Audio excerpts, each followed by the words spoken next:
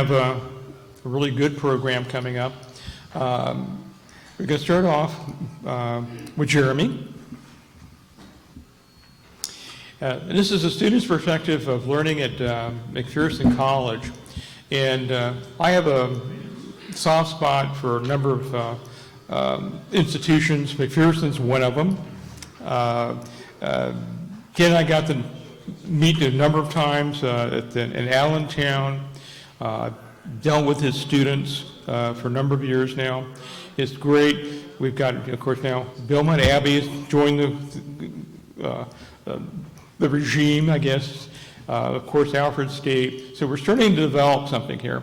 And what we're going to get from Jeremy, who is local, by the way, is a different perspective than what us older people have about things. Okay, Jerry, take it away. Hello all, my name is Jeremy Porter.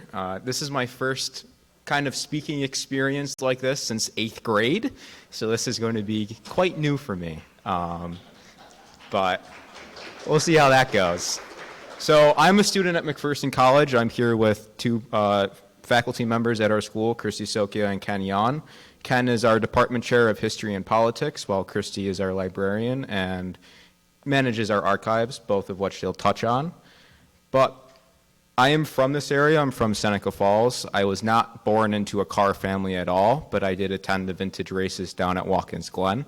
And that's sort of how I got started in this area. I love history first, and a combination of vintage motorsports and going fast and stuff like that is kind of what I fell in love with.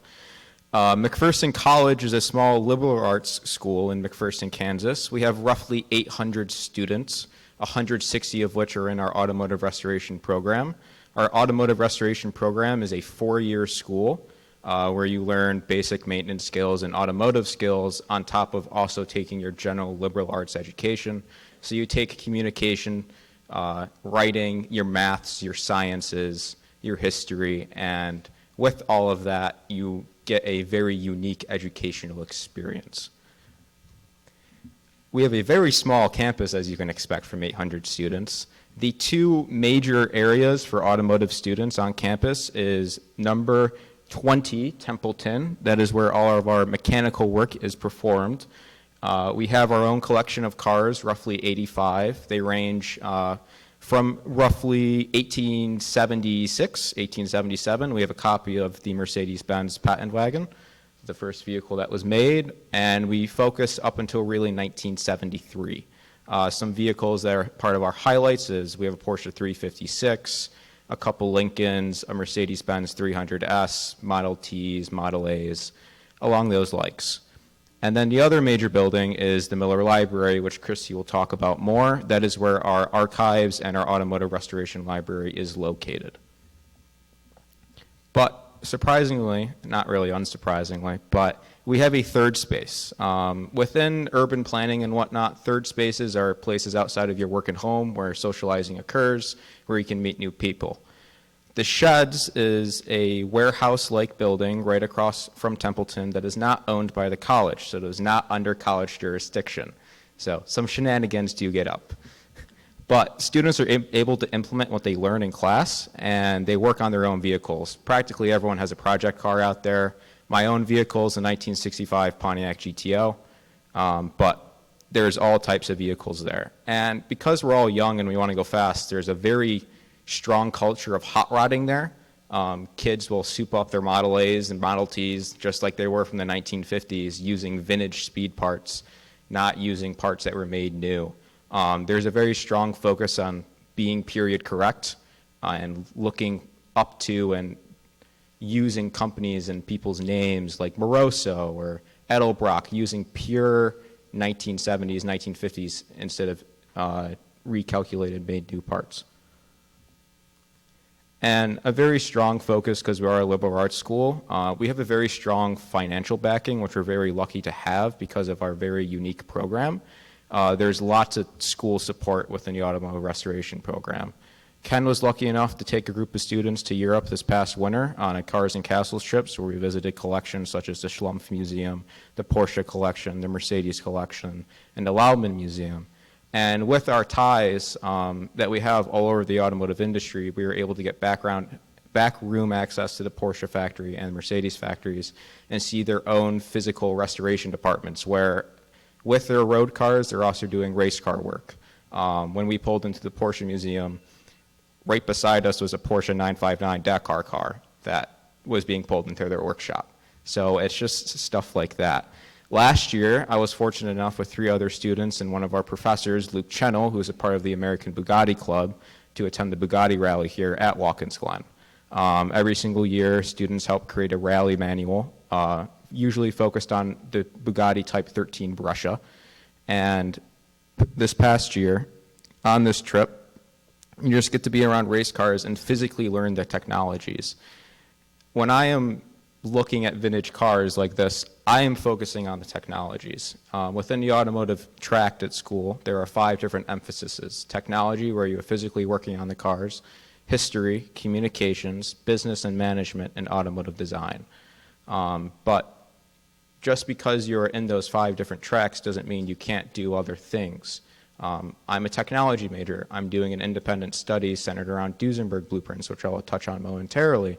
And I just approached members at the school and said, hey, I'm interested in about this history. Can I do this project? And they were very supportive of it. But on these sort of school trips, you get to physically see the technologies and parts that you're learning about in school while also talking to the owners and people who are more knowledgeable about it. So in this bottom photo there, the 3 students and a professor, we're looking at the front axle arrangement on a Type 35 Bugatti. Bugattis were very unique in their front axle arrangements and that their front suspension runs through the frame rails. And when you're assembling them, you have to be very, very precise to make sure they're located in the same, where they're supposed to be. Bill Milliken, with chassis 4906, the first thing he did when he bought Type 35 was lengthen the wheelbase by 4 inches, and he was having problems locating that front springs where they were supposed to be. And then that top photo on a Type 57, this car came out of France. It went to California in the 1960s. The owners, the Cleary families, the first thing he did was chop 18 inches out of the frame, put a Type 55 body onto it, and go racing. And the family still races it like that way today. But the clutch mechanism went out on it. And they were not going to race for the rest of the weekend. And this student and I'm on the left in the white. The other student's name is Matthew Croker. He now works at a shop in Colorado. He does rally work and preps for the Colorado Grand, which features race cars all across. Leading up to 1955, we just said, hey, we'd like to take a crack at it. We've read the manuals and whatnot. Bugattis have a very unique clutch mechanism. It acts as a lever from the top. And the owner was like, sure, take a crack at it. And we were able to fix it in the hour and a half that we had before his next session. And it's still running, as he said. I saw him at Pebble Beach this last summer. Speaking of Pebble Beach, I got to go to Pebble Beach this past year. The school had restored a Mercedes-Benz 300S Cabriolet. I was a part of that. There's a later photo of the car that you will see. But as a part of that, I got to attend Laguna Seca and see, again, race cars in action, owners driving them, pushing them to the limits. See a 312P, which there's 3 of in the world, chassis 0872, the only Berlinetta, being driven at 100% by a professional racing driver. It's things like those, seeing the technologies in the cars in person, which I like. But as a part of that, things break, which is not good. And blueprints, specifically older blueprints, are very important to keeping those cars going. So with that, I spent my 2022 summer at an internship in Wisconsin. Our school is very good with internships. We have a career fair in February. We usually have around 50 people come looking for interns, and then outside of that, there's always more people looking for interns. You can do mechanical work, museums, collections, auction houses. We had 2 former students roughly 6 or 7 years ago who helped finish the Shelby registry, documenting all those cars and the histories of them for the Shelby owners. There's alums that work in auction houses, writing auction houses descriptions, selling the cars, researching the cars, working with people like Marcel Massini, and just documenting everything there is to be documented, finding photos that don't exist, reaching out to archives like the IMRRC, working with them and whatnot. And it's really, really good. But I was out shopping Wisconsin, Motion Products. I am a Ferrari fan, and I was able to be around race cars and learn about them. Some of the cars that I worked on, that top left there is a 121 LM, chassis 0484. It is a six-cylinder Ferrari. It's a 4.4-liter straight six. That car was owned by Tony Paravano out in California, and is the only one bodied like that. It has an increased radiator front opening, and a very interesting history. It was raced by Carroll Shelby and Phil Hill, and Tony Paravano disappeared in Mexico after being chased by the IRS. The bottom left there, that is a 250 GTO, a chassis 4153 GT. It finished fourth at Le Mans in 1963 and then won the Tour de France Auto in 1964, driven by Lucien Bianchi. That is the former most expensive car in the world, recently broken. But here I am as a 20-year-old, 3 weeks into my internship, working on a 250 GTO, learning about them, learning about the history of that specific car, learning about the history of the other 35 chassis, what sets them apart and whatnot. That 405 that's splattered on that hood there, that is a Mille Miglia winning car, chassis 0082. That is the 1951 winner. That car finished second in class at Pebble Beach not this past Pebble Beach 2023, but 2022. Some parts I made for that was a steering column lock to hold the steering wheel in place. I worked off 2 photos taken at the 1951 Mille Miglia, and that's all I had. No dimensions, no anything. So I had to make that out on a lathe and follow the correct curvatures and whatnot. And then that bottom car there, probably the most unhappy looking person to ever sit in a Formula One car, is me, sitting in a Ferrari 641, which competed in the 1990 season. That specific chassis is the chassis that Alain Prost drove in the 1990 Suzuka GP, where famously Senna may or may not have crashed into him on purpose, and is up to interpretation and depending on who you ask. But an engine was rebuilt for that. It's a 60 valve, 5 valve per head, 3.5 liter V12, and 2 weeks into my internship, I was shown how to disconnect the drivetrain, the engine and gearbox from the tub, and perform a camshaft inspection, and I did that by myself. Very much thrown into the depths of it.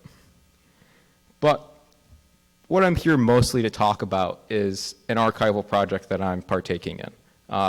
Roughly 20 years ago, Augie Duesenberg's grandson donated 106 blueprints to our school, and since then they've been sitting in 2 drawers. These Duesenberg blueprints were taken by Augie when the Cord bought Duesenberg from the 2 brothers. Augie wanted nothing to do with the road cars anymore. Fred stayed on and helped with the development of the J's, but Augie just wanted to do racing, as mostly everyone does. And it's a mixture of Indianapolis motors, Duesenberg Model J and Model A motors, some rear axle assemblies, and then just over roughly half of them are to a W24, which was actually used in marine engine that was built for Horse Dodge. And they're relevant to our program because you are able to practice and learn archival skills, research. If you want to, you can recreate parts using the blueprints, which is a little side project that I am doing at school. And they're just cool. Who doesn't want to see life-size motors and that are over 100 years old? There's just some pictures on the left here of that W24 motor. The bottom is the engine roughly when it was rebuilt. I was lucky enough to see this motor 3 weeks ago and hear it run. It sounds like an entire field of Miller-Raffi midgets. It's 625 cubic inches with a supercharger. And it spins to 5,000 RPM. It's a lot of noise. But it had a whole development cycle over roughly 10 years with different methods and different construction, things that were added, things that were subtracted from it. And what I'm doing is researching and creating a little story, a little book if I want to, of the story of that specific engine. But automotive-wise, these are blueprints to a 1926 Duesenberg IndyCar motor, 91.5 cubic inches, 1.5 liters. It's a straight 8, and it used Babbitt bearings, but it is not a 4-stroke. It is a 2-stroke.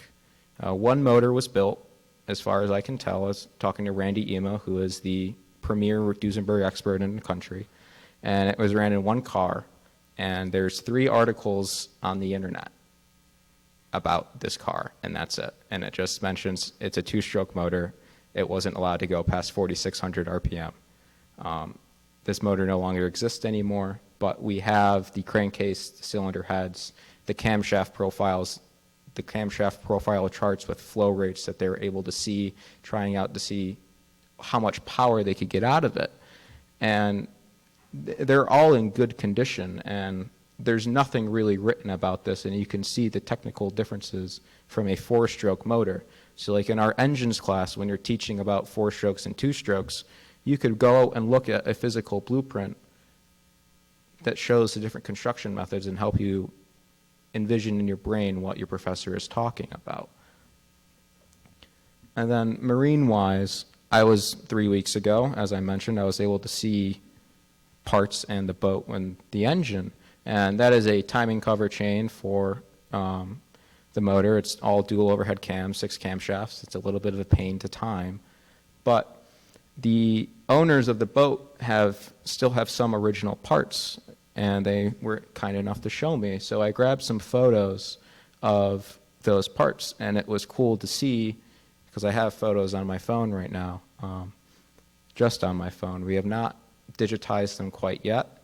Next Monday is when we're actually going to start the digitization process, hopefully. We'll be properly archiving them and creating a true archive with them. They'll be scanned at 600 dpi, and we hope to make them digitally available for people to learn about. But it was just cool for me to see that these physical parts were made from those blueprints right there. And those blueprints exist in one other place, and that's out in California in a private collection that isn't shown. I'm a firm believer that these things need to be shown and need to be shared for people to learn about.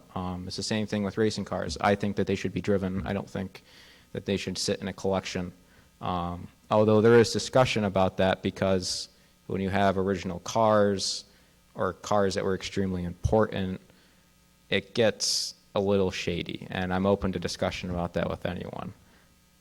But it's a cool project that I wanted to talk about, because there is a younger generation that's interested in this, and McPherson is a great way to get into this world and whatnot. We have contacts all over, and it's not just physically working on the cars, because it's the story of the people that designed them, the people who worked on them, the people who drove them, the people who owned them later on in life. The family that owns that boat now, he bought the engine in the early 90s and wanted to build a land speed car. And once he found out it was for a boat, he was like, okay, we're going to recreate that boat and recreate that hull, because it's something that is important to the marine racing world. He had never built a boat before, so him and his son just went and started building a boat using the original hull plans, because they found the original family whose the 2 brothers built the boat in the mid-1930s. It's the story of people and them interacting with people. And I think just using those blueprints, using a car, it's a medium to do that, because it's about the people that makes me love this industry, not the cars themselves, although they are great. So thank you. I'm free to answer any questions about the program, about the project, about anything. First thing, right off the bat, I hope you're coming back next year and take my job. Fantastic, absolutely fantastic. I've already gotten a bunch of comments texted to me. Yeah, you hit it out of the ballpark, really. You had a question over here. Hang on.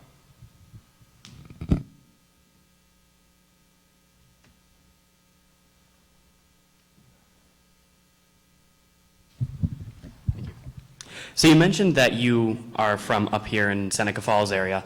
How is the move going from up here down to Kansas and the completely different area, opposite side of the Mississippi?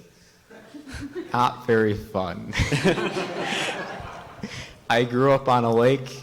Not having any bodies of water near me has been quite a change. No hills or anything like that. Mm-hmm. But I've grown to appreciate it.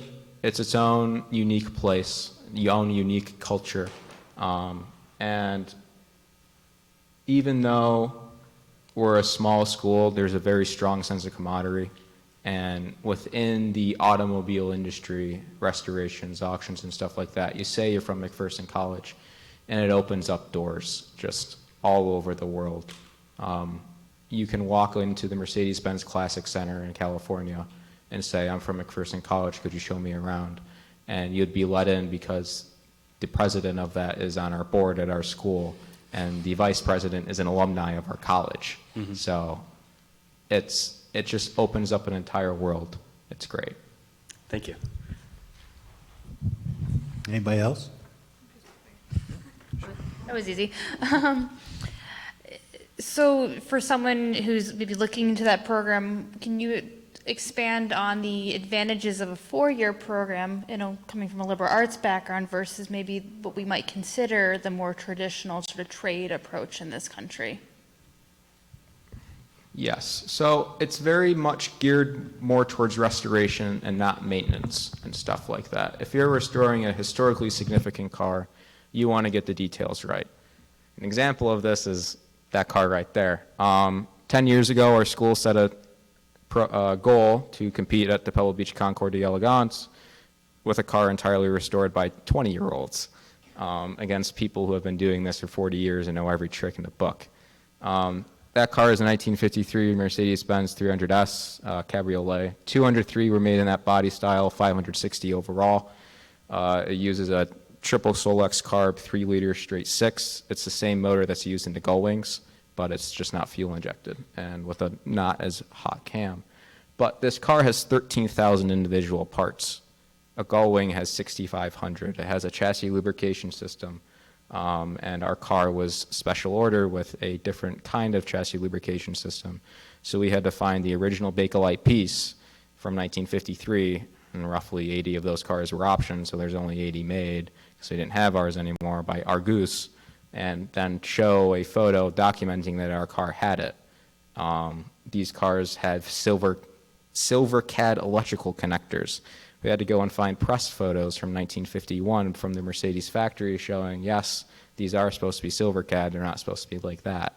And then probably the most obvious one, which we were asked about at the show by the judges, is radiator hoses, because most people are used to seeing gull wings. These are a steel braid woven radiator hose and water-cooled hose, and all the other ones they had seen were just black, and they had to double check and ask if this is supposed to be correct. And you just open the binder and there's a photo right there. So being able to know how to find your photos in your research, very, very important. And then being able to have the skills to implement that is very important as well. And that school, and that's what sets us apart from other two-year programs around. Because you don't have to just go physically into the restoration world. For example, I've mentioned you can go into auction houses. You can go as just a general historian. You can go and work in insurance. You can go and manage a shop. You don't have to physically just work on the cars. And you're not just learning about the cars you're interested in. I had no appreciation for pre-war vehicles or European vehicles before I went to school there. I was a muscle guy through and through. And now I'm into Ferraris, pre-war Alphas, and pre-war Bugattis, and just GP cars. And if I didn't go to school, I would not be into those things. Jeremy, have you had any contact with the Auburn Cord Duesenberg Museum? I guess you've talked with Brandon Anderson, I guess, at the director at all? I have not yet, because there's a story about those our Duesenberg blueprints. They were looking to get those, but they were donated to us. But I think that cooperation is needed between the two. I mean, once they're digitized, they're going to be available for everyone to see. And it's important to the Duesenberg legacy. They already have an established museum around Auburn Cord Duesenbergs. And even with us still having the original Duesenberg blueprints, you can still print off one-to-one size copies of them once they're digitized, and they can have them on display, for example, and stuff like that. So I think that cooperation is needed between people in this industry, because there's historians out there who just want to hoard information and not share it with people, when I think that it's just for everyone to know. If you need help, there's some people who can open the doors, no problem. Yeah. Any more questions, please? What are you doing after the first job? No idea.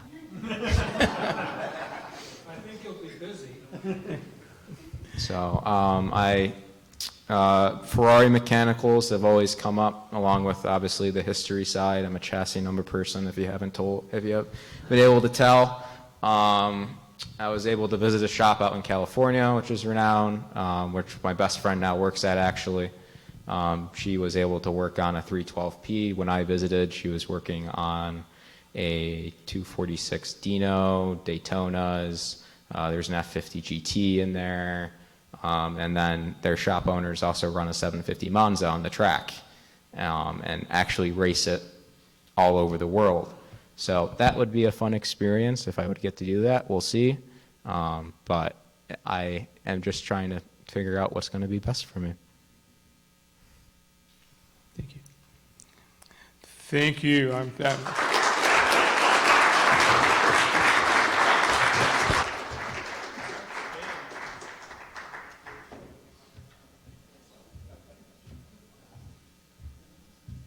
That is the future, ladies and gentlemen. We're in good hands.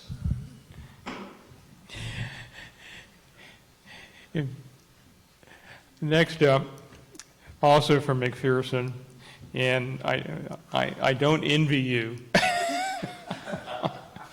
Holy mackerel, I've been in your shoes having to fall and act like that.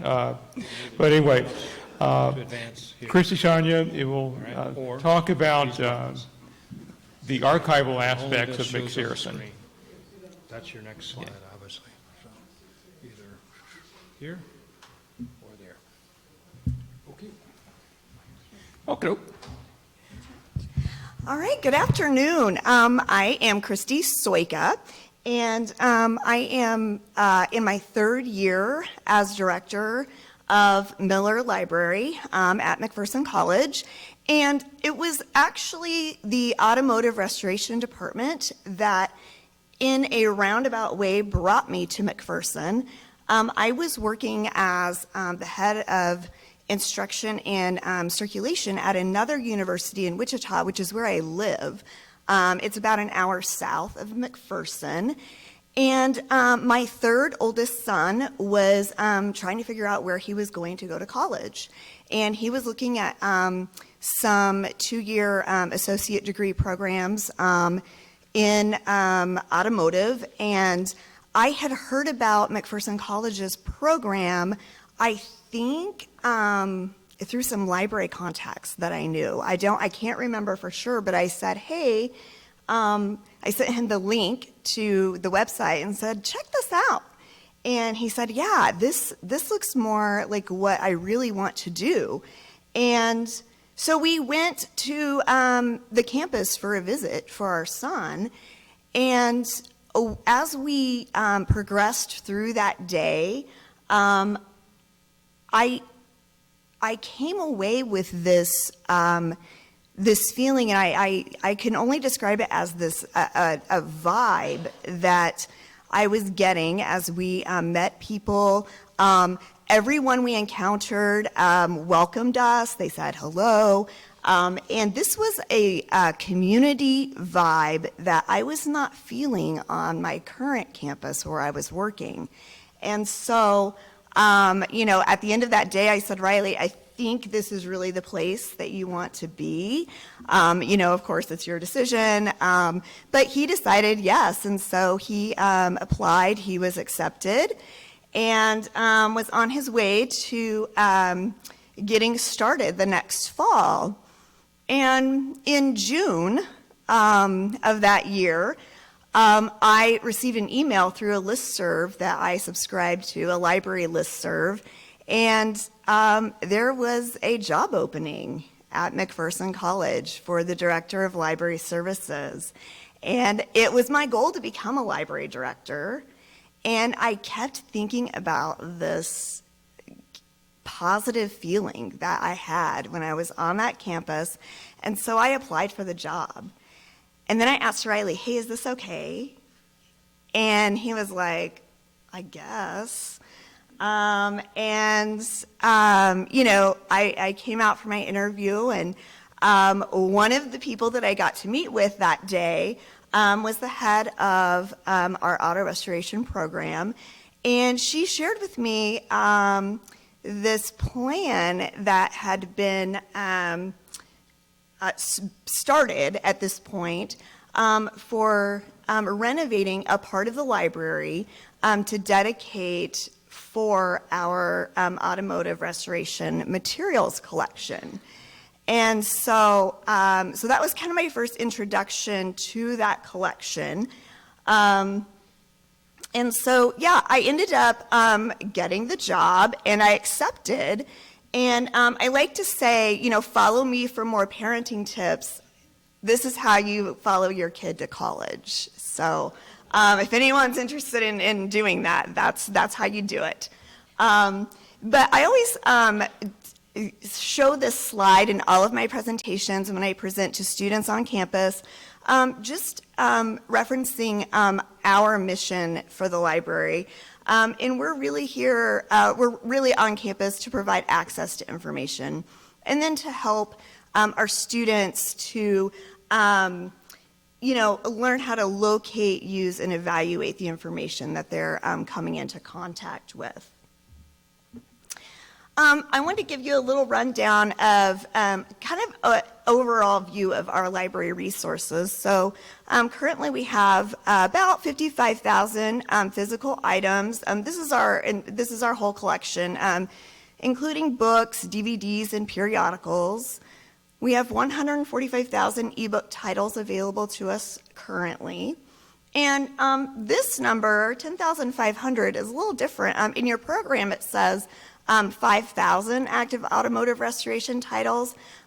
This number has actually grown to 10,500 just in a short period.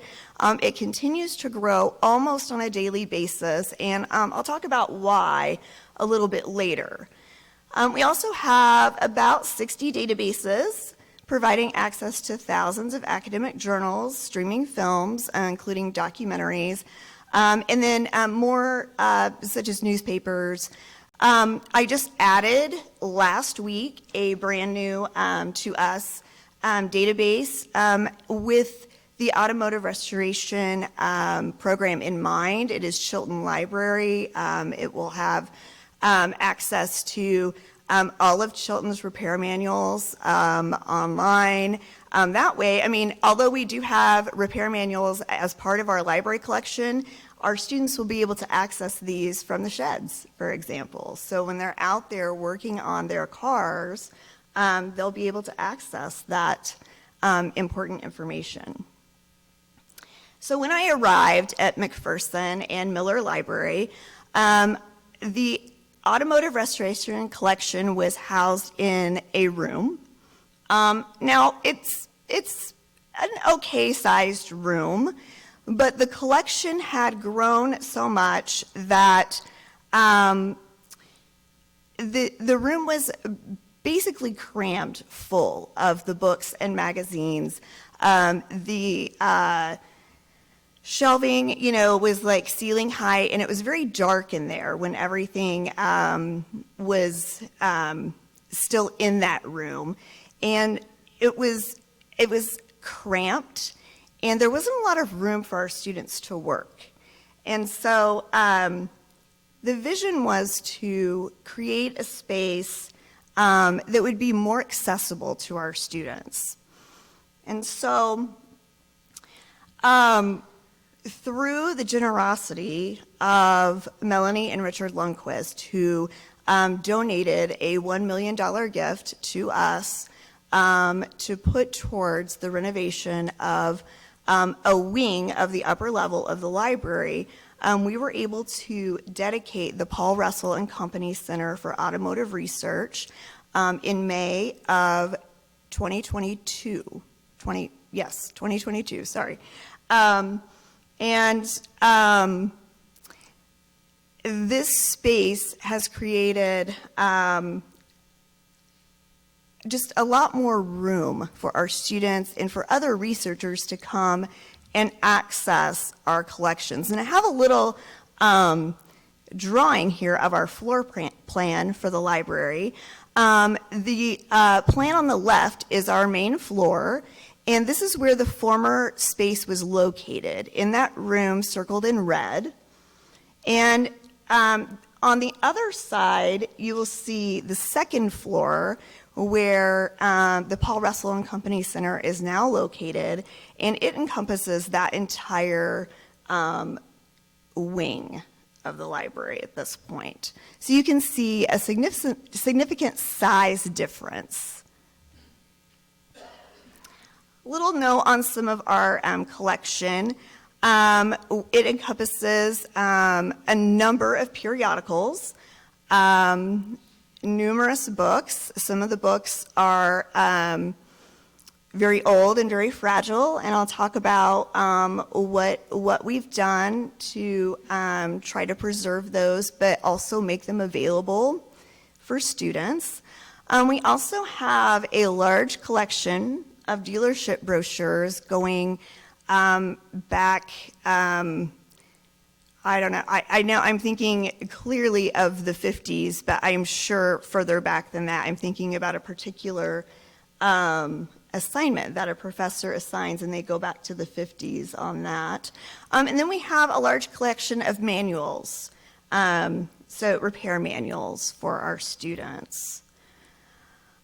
Space-wise, we've got a 2,900 square feet open collection that also provides a variety of study space for students. And last night we had the pleasure of having dinner with Jeremy's parents, and his mom asked Jeremy, before this space was open and available to you, did you spend much time in the library? Did you use this collection? And he said, no. So it really has made a difference opening this space up on our upper level. It is not restricted. Any student from across disciplines, across campus, can feel free to come to this space and use it to study. It is very bright, very light. But this also, the space houses our open part of our collection. We also have 1,296 square feet of restricted space, which is enclosed in a glass room. And this space we keep it locked because these are materials that we consider to be more rare, more difficult to replace if something were to happen to them. But we do provide study spaces within this room so that our students and our researchers can still access these items.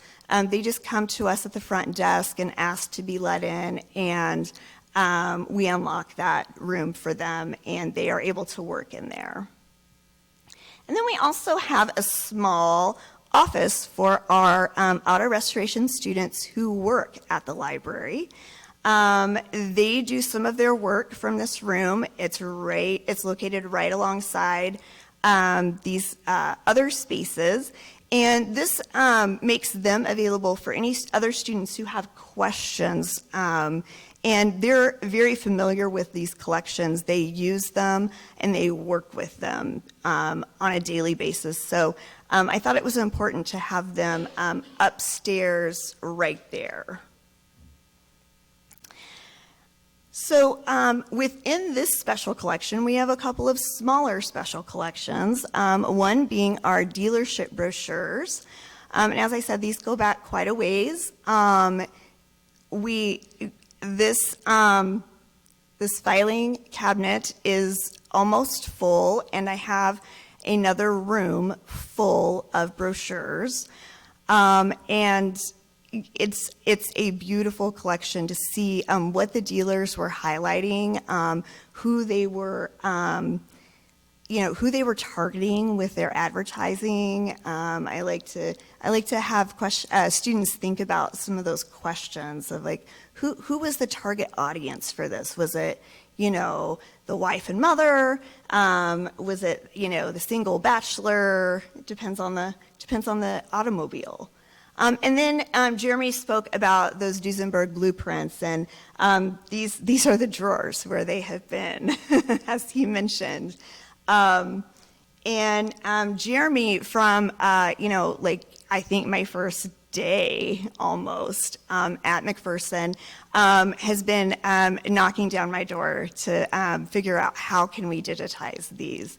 And it was a brilliant solution to have him work on this as an independent study. And so he is doing this research of what do we need to do to make that happen. A little bit about some of the collaborations that I am privileged to work with. I have a quote that is on a sticky note on the bottom of my desktop computer at work, and it says, leadership is about relationships, build them. And I really believe that.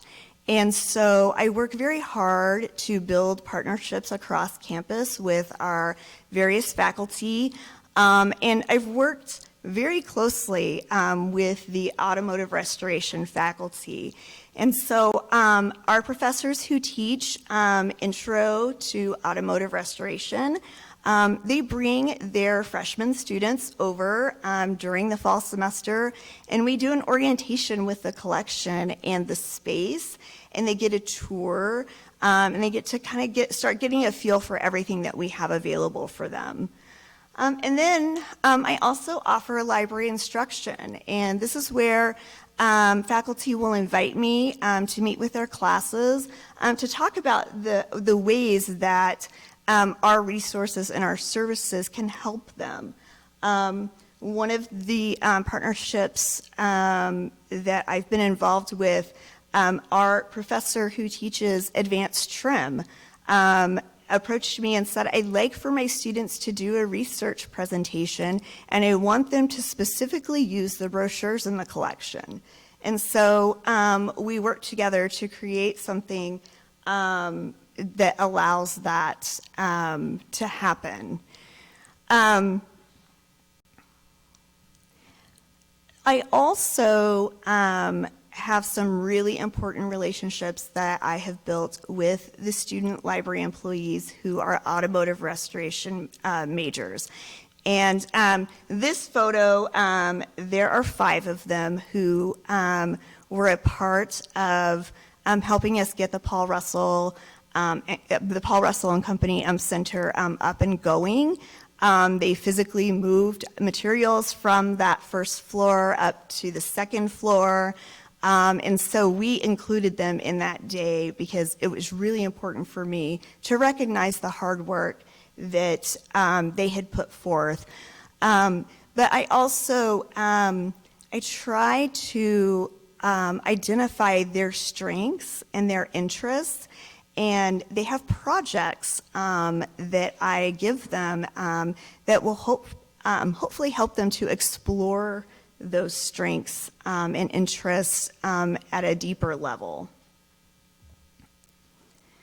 So when I started out thinking about what I would include in this presentation, I was thinking about some of the challenges of curating this type of collection. And donations came to mind when I was thinking about challenges, although there are many, many benefits to the donations that we receive. These photos are from 4 separate storage spaces that I have currently in the library.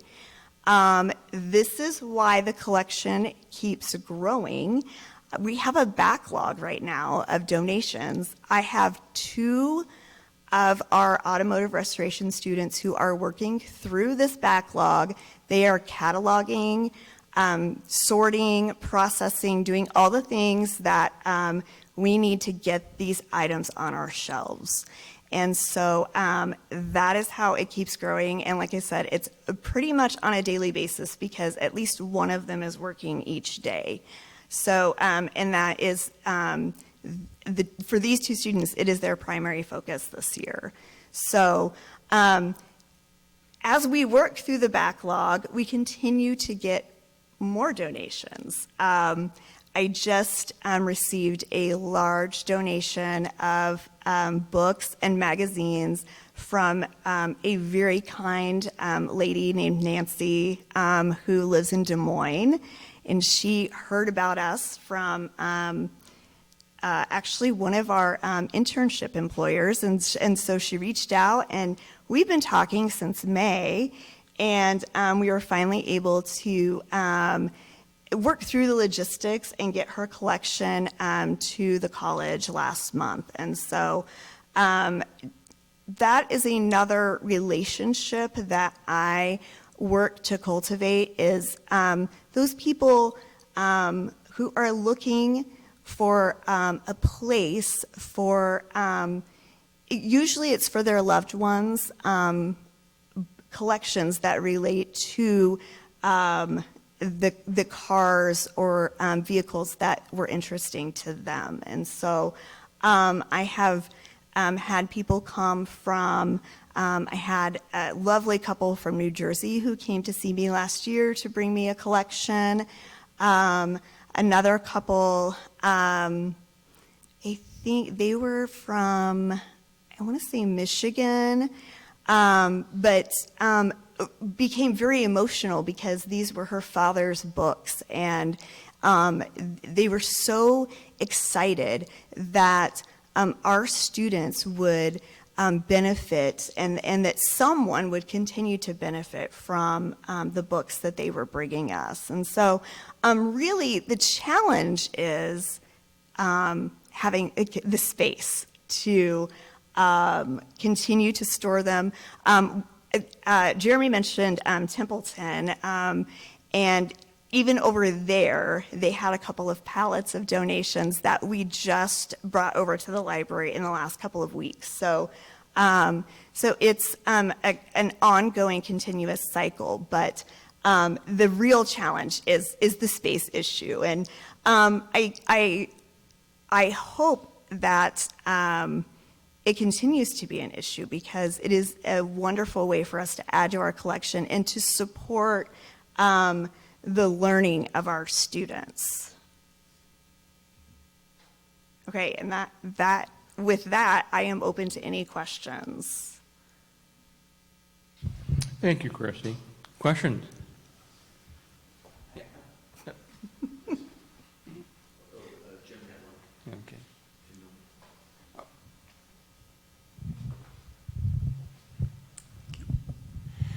So first, a short self-interested question. Do you participate in interlibrary loan so we can borrow your stuff?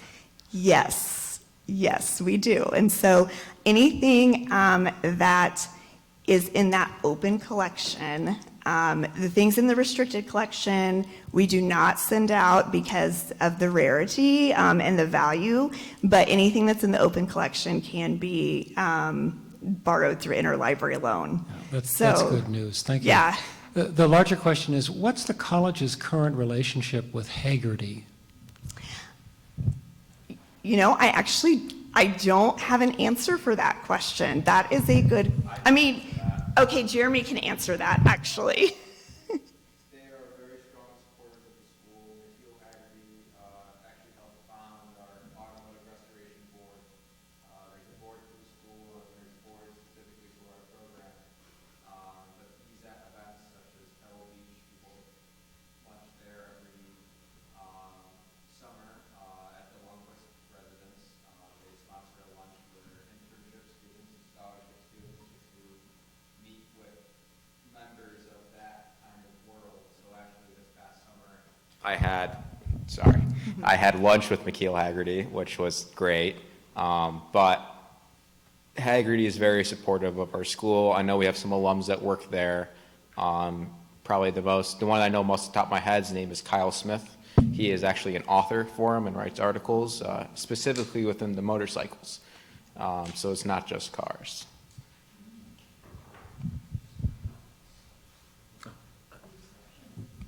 I'll leave it at that. But the question, thanks. The question I had was, how many restoration students work in the library?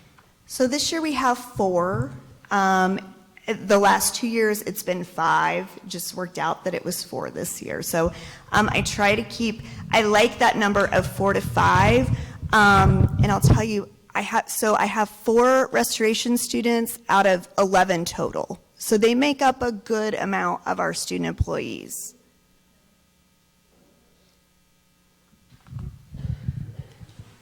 Now, I understand you have a summer program. Yes, the Summer Institute. Yeah. I know a little about that, but Jeremy might be more.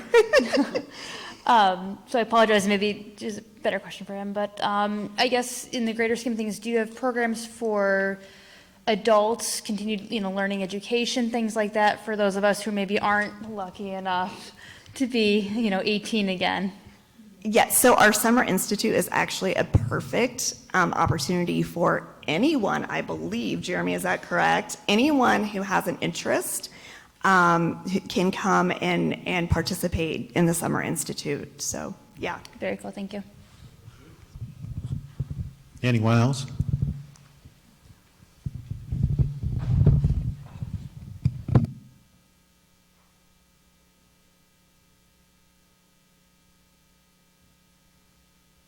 Thank you, Kristie. That was great. Thank you. Very informative.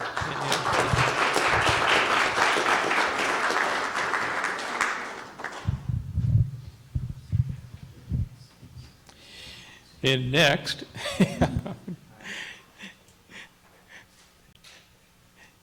Yohn has been there for a while now, I guess. 25 years. Yeah, I was going to say, been there for a good while. A lot of students have gone through the school. And he's going to give you an idea about the teaching the undergraduate aspects of this. And here we go. Okay, Ken, thank you. Take it away.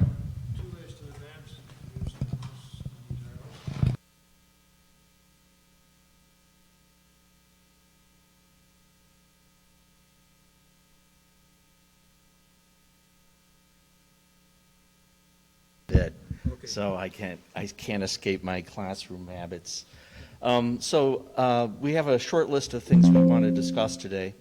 I want to give you an idea of what liberal arts means. There was a question about that earlier, and why we really think that's the way to approach that for our institution. The breakdown of the fields that we use when we teach it, and then talk about how we fold history all the way through the curriculum. It's not something that's added to the curriculum. It's actually, it permeates it, and then some time for questions and consequences. So in a liberal arts context, we formed about 25 years ago something called an IMG statement, and it was a dream of like what we would like a McPherson graduate to be. And we were keeping in mind that in the long term, people change careers again and again and again. And if we were going to prepare people for careers and actually become involved in their lives, we had to think in a bigger picture about what kind of competencies they needed. And it came from so many different directions in different ways. One of the ways it happened in our college is we had this unique history as a small agricultural college. We're the last private college in Kansas that had an agriculture program. And so there was a real hands-on approach to understanding how you solve problems and working with machinery. And then in the early 70s, we had a local car collector who he just loved cars, and he was a very casual collector. He would buy them at auctions and put them in a shed, and he just liked to look at them. And he came to the college president and said, "I've got all these cars. You could probably fix them, couldn't you?" And the president said, "I don't know." And the guy said, "Well, I've got some money." And the college president said, "Yeah, we can fix those." And so they built a building, and they started an associate's degree. And then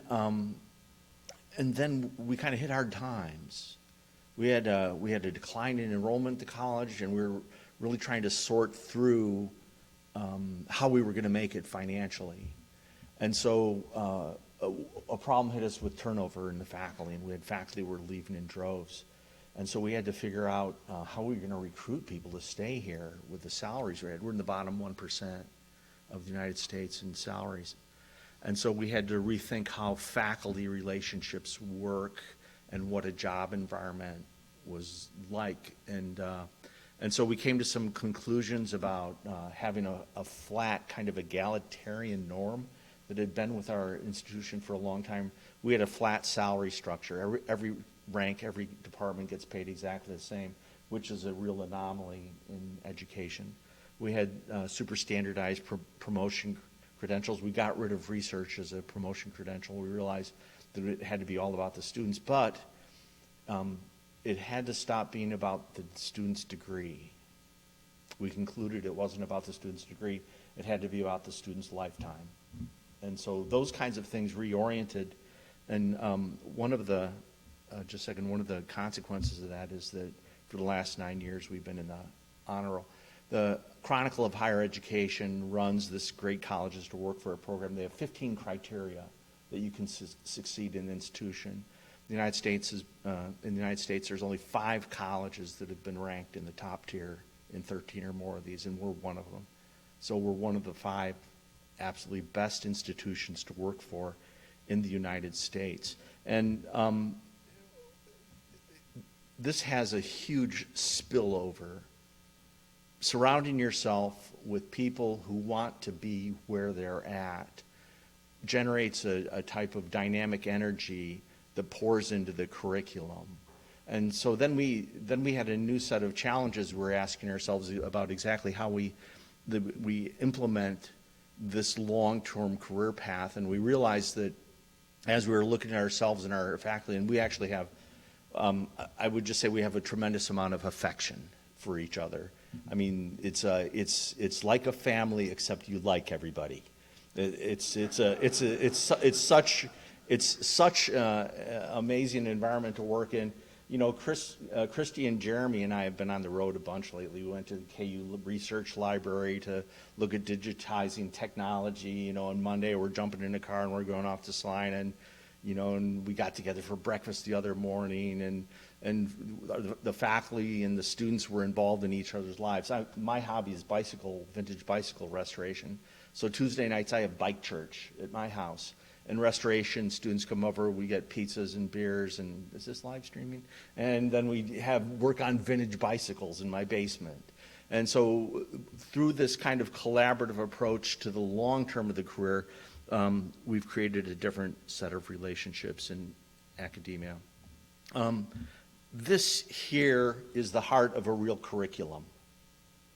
A real curriculum we typically assume to be a set of classes and requirements, but the real thing that drives, and by the way, every one of you knows this, one of the things that draws you to this, like Jeremy said, is the relationships and the integrity. And in this field, there's no substitute for integrity. In a field where there's a lot of money at stake and there's a lot of ways that people can fudge things, and where long-term relationships are actually the things that sustain you, there's no substitute for personal integrity.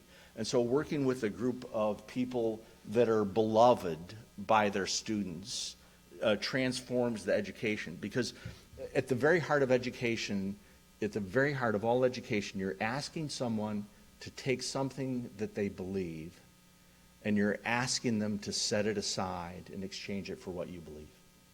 And that's the fundamental dynamic, and it only happens in a position of trust and reliance. So I have a lot of things to say about the curriculum of how one teaches it, but it has to begin with a process of recruiting. And so while we were trying to figure out how we were recruit and get people to stay at a job that doesn't, by the way, our salaries are still low. I mean, seriously, we're in the bottom 10% of the United States. Kansas is in the median of the cost of living, but we still have low salaries. But we have places where people love to come to work in the morning, and so that bleeds over. So this is fundamental. You figure out how to recruit. You have to clarify your values about the careers, and then when you bring people to campus, you have to talk to them about that honestly. And one of the first things we lead off is, this doesn't pay much. You need to know it from the get-go before we even go down before we go down this path of even having an interview. You need to know up front, this isn't going to pay well. And we know, and here's our limits, and here's our problems, and you put them up in front, because you want people to make sure that they get the jobs that they want to have. And then, not just in recruitment, but in promotion.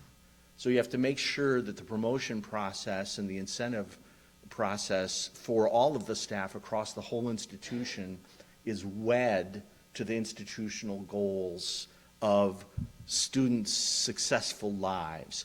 And by successful, what we mean is the student becoming what they want to become. And that's what we mean, of them, being developmentally advanced. We have 5 separate fields that we have this in. I was thinking one way to illustrate what a profession in motorsports looks like is just to walk around this building. You have the press box, and you have the little archives, and you have people who are doing engineering of the building spaces and designing roads, and people who are managing crowd flow. And if you were to try to assemble all the marketing and all of the different kind of talent subsets that go into this one facility, you've captured already something that encompasses probably 20 or 30 different professional preparations, and this is just the tip of the automotive industry.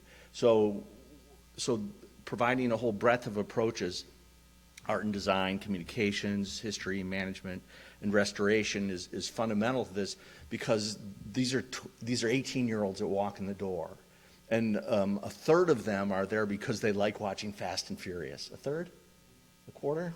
They love watching Fast and Furious, but we're going to tell them all kinds of amazing things. There were so many great, the presentations this morning, for example, made me think about exactly the stuff that we do. Thinking about West Virginia Motorsports, the context of rural life in the West Virginia, up in the mountains, and the impact of the Second World War and the economy. And you have to have liberal arts to do that. You have to have students that go through economics classes, and they go through history classes, and they understand what the Great Depression was. And Mark Howell, when he was talking about NASCAR on the moon, Mark, wow, that was brilliant. Thank you so much. But the Fourth Rover is right by us. We have an amazing aerospace museum 30 miles down the road. It's the only museum in the world that has a real V1 and V2 rocket there. And our Tech and Society class is going there next Thursday. So they roll into the school, thinking Fast and the Furious, and then next Tuesday we're looking and dissecting Nazi rocket motors from 1945. And they begin to appreciate the depth of the history that's required and the passion that you can have, because it ties to who they might be and who they want to be and their fascination for the world around them. And then the idea of acquiring research acumen, of the desire to be in the library, are things that flow out of this process of engagement. Good. Local economy. I love Jim Miller, by the way. I'm sorry, I got to hit the high points for this morning. It was such a great morning. But this idea of Watkins Glen as a counterculture, of the circus of Grand Prix, and it's always been on my short list to go to Le Mans, because it's a real circus in French culture. It's where everything goes, and you set aside in a very conservative cultural space things that you left behind. And then the gender issues are something that we put really front and center in our teaching. In social history of the automobile, when I begin teaching automotive racing, the very first thing I start with is Joan Cugnot and Alice Ramsey. So we start with women racers as the way of even introducing automotive racers. We have to produce students that are prepared for a different world than they're coming from. And so we need to provide a lot more DEI education for them, because their workplace is going to be dramatically different. And we have a notion often that big city kids are more broadly prepared than small city kids, That's a general conception we have. But it turns out for most people, all the way through their lives, they grow up with a small community of friends that they associate with, and they spend their time talking to them. Whether it's in Los Angeles, you actually have a very small circle of friends who tend to be very much like you. And then even if you're a small town, you have a small set of friends that are very much like you. And so we have another bonus of this really broad liberal arts program, where they're going to have to ask spiritual questions. They have to find out what their moral and ethical compass is like. And they're thrown in with people who are dramatically different.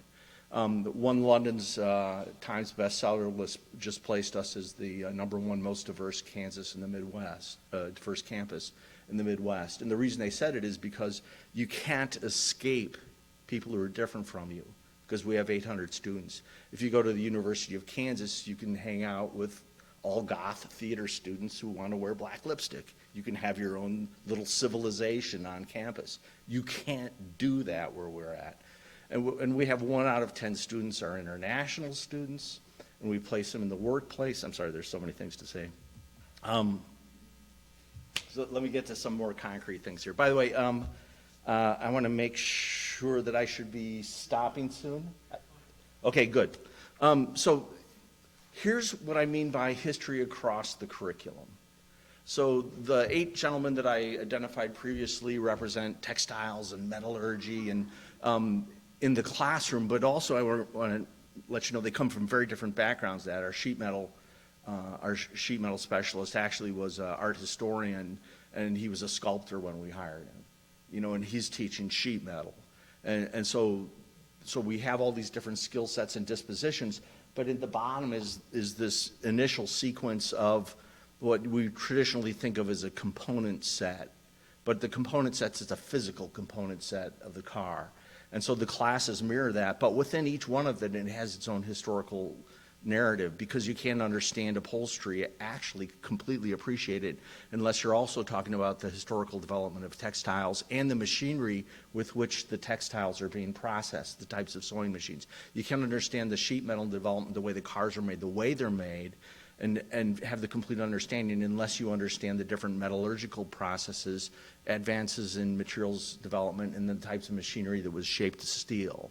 And so every one of these classes, they're substantive, hands-on, muscle memory, touching classes. They have a lab component of working on it. They have a theory component, and every one of them has historical components embedded in it.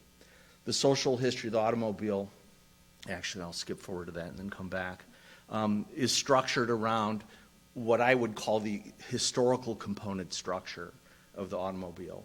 And it's important, and we give this to them early on, this class early on in their presentation, and this tends to be for them one of the classes that really opens them up, because it's a pretty easy case to argue that the automobile is the most significant technological change in the history of the planet, and that it is a central organizing aspect of every single thing we do in our lives. And when you can place the automobile in the context of someone's personal lives, it's going to determine who you date, where you work, how you spend time with your family, and how you define your family. And when you can put it in an existential context of the student's present and the student's future, they're ready to step beyond a wrench and go out and dig into a book. And so this happens, you know, it doesn't matter what field of human endeavor you're engaged in, at some point the automobile is going to be a significant question for how you live. And so it provides a perspective on history itself. And that's a second stage, along with history of automotive design, which is taught by our sculptor, that represent these specialized context courses. And then we advance into our research courses and methodology. So we want to make sure that we have a blend of hands-on and theoretical work about the physical artifact. And then we need to make sure that we have the research and methodological tools of archival, of vetting research materials, of search engines. And it can be, even if you have a mechanical bent, you need to know what the bolt heads were, how were they shaped, how are they stamped, how many stitches per inch go into the upholstery.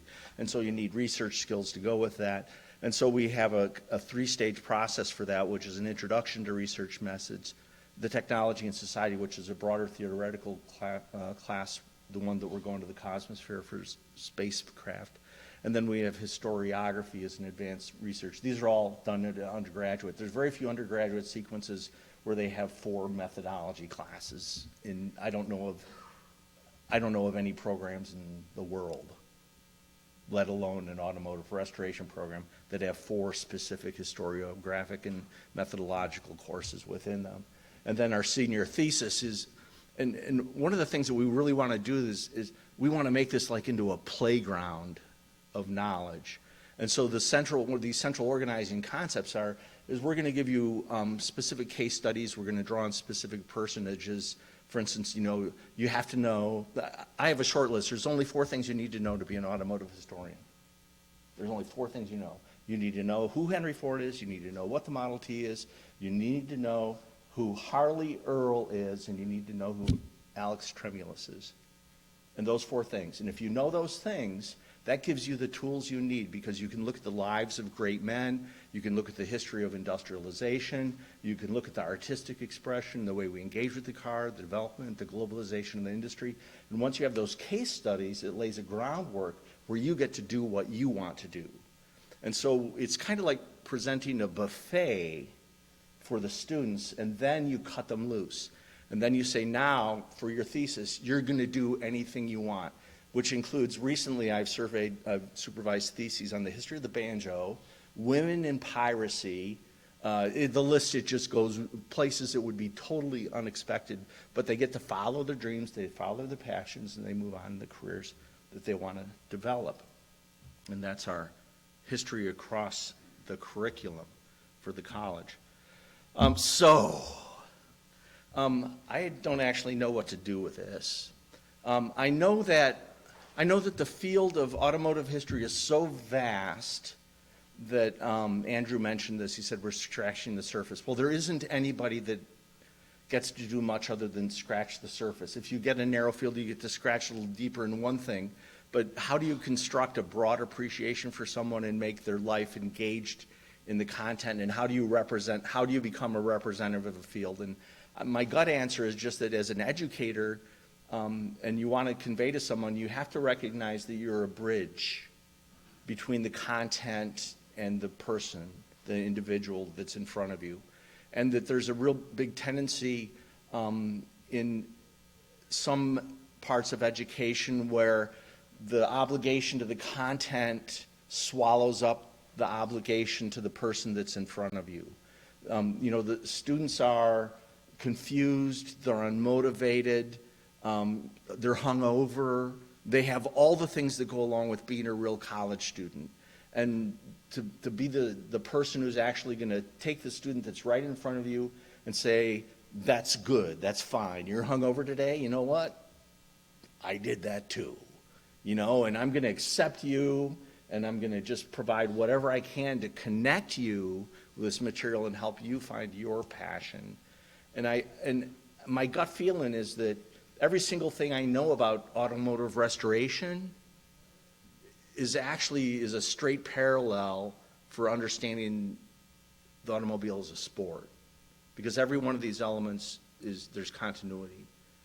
Because the impact on social structures, the impact on the sport, the impact on history, the role of fascism. The VP came to me yesterday. She said, we have Mussolini's Mistress coming to campus in a few weeks, which is the car that Mussolini attempted to flee. She says, could you prepare some notes and do a little public presentation? I said, yeah, I'd love to. Well, thank you. Now I have one. So that's, yeah. Questions? Oh, I have a handout. I have one more thing. This is really cool. You'll like this. Okay, thanks. Actually, here's what I did in class. I put a bunch of people to work. It's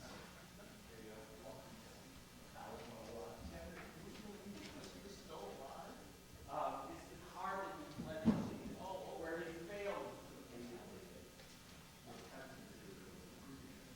It's a reference to a car. Okay, so I did a lot of soul searching as I was trying to figure out exactly how this is going to work. Oh, I'm sorry. I'll get in front of the camera. I did a lot of soul searching. I was trying to figure out how this worked.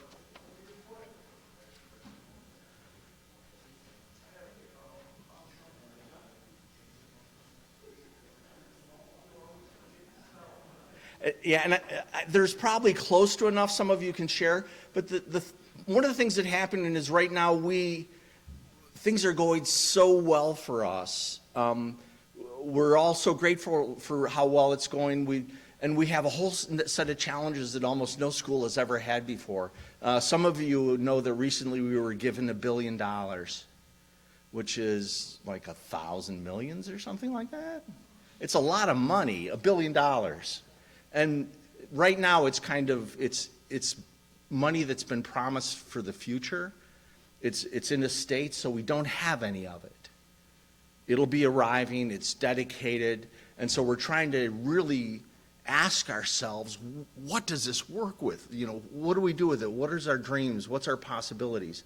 And so as I was trying to assess that, I started looking exactly what is that we do right and why is it that we're working.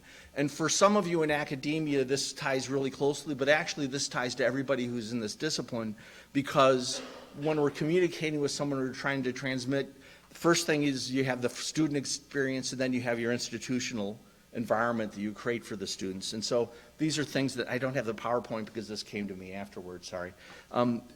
If you look at the student experience, so you have to have a long-term view of your complex student. A student is a complex creature who's moving into a world that's full of mystery and they don't know where to go. And Jeremy is grounded and solid. We love Jeremy, but Jeremy doesn't know where he's going. Sometimes there's a student who goes to college where they know where they're going, and hopefully they change their mind, right? Hopefully they learn something that sets them off in a different direction. So you need to have this breadth of liberal arts so that they're going to be able to read and write. We have five writing classes in our sequence. Our students can write when they leave, and you've got to be able to write. And we have public speaking sequences. They've got to be able to articulate the automobile as a dream, because this is the language. It's the language of dreams. That's what the automobile is all about. At the same time, you need to provide concrete experiences. 80% of our students go through internships across the whole institutions. That means psychology students, art students, theology students. They go to internships. We had 99% of our class of 2022 job placement within 6 months, 99%. And we had, of our students who wanted to go to graduate school, we had 90% placement rates in graduate schools, because we work internships and we work futures and career plans. We do that with the events, we do that with, so that we have an exploratory process where students have different gifts, but they don't know what they are. And it's so easy for us, as all of us in this room, to define ourselves by the things that we can't do. I can't do that because I don't have that skill. And it turns out that, most of life is just showing up, and then whatever modicum of skill you happen to have, you figure out how to leverage it. And so when you're working with a group of students where they all have different aptitudes, you have to, try to just get them up off the couch. I heard a really great quote the other day. It was like, nobody gets remembered for leaving butt prints in the sands of time. The first thing to do is just try to motivate people to get off the couch, to follow their dreams. We have the course content that has to be both substantive and methodology for the teach to fish for the methodology side. And then I'm going to go really long on this, finding the people to work with that actually are really ready to be student-centered. They're ready to make the leap of faith to say this is all about student success. And all of your careers and everything that happens, and it has to be really technically hard. And the people that in this room that know each other, that have been together for year after year, conference after conference, it's because you know that they're people that you care about because you're kind. You have to be really soft on humans. Humans are frail, and humans can't succeed unless you nurture them. It was beginning in the 1970s that the NFL started having professional counselors, like psychological assistants for every team player, because they realized that it's your emotional structure is what gives you the capacity to succeed. And especially in college life, many people don't know this about 5 minutes. One last thing. Most people don't understand that how much college life has changed in the generation since I went to college. When I was in college, it was okay for the faculty to say, well, they were unmotivated, so I guess they're out of luck. They got messed up, something bad happened, and I guess they're out of luck. I got a student who came forward last week, it wouldn't tell me, someone else told me, his mother got shot in a drive-by. She's been in a coma for 5 weeks. And if he doesn't come to class, who's going to stop? Who's going to stop and intervene? That the real things that are the barriers to student success, rarely are they about intellect. Rarely are they about intellect. Usually it's about figuring how to get up out of bed in the morning. It's about trying to find some kind of sense of self-worth and self-dignity. And so if you have an educational infrastructure that's going to succeed, it actually has to deal with that if you want excellence, and it has to deal with that issue of alcoholism and drug addiction in your staff, and your colleagues, and personal lives, and divorces. And so it has to be technically hard, but it has to be humanly soft. And that's how you succeed in teaching auto history. Okay.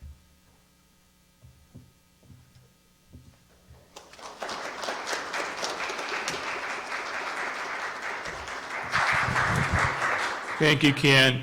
We've got just a short time for any questions or comments.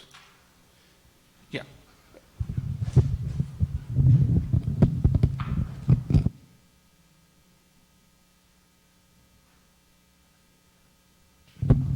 Do you accept vehicles for donation, and what do you do with cars when you finish restoring them? Yeah, we gladly accept vehicles for donation, and in a lot of ways, it's the kind of donation challenge that Kristie has. We've had in the past where people want to send us cars to restore, but it's really horrible for them because what we do is when it's time to do a certain fender shape, we pull out the cars with that fender shape and we work on it. And so if were you to send us a car for restoration, we couldn't promise it would ever get done, so we don't do that.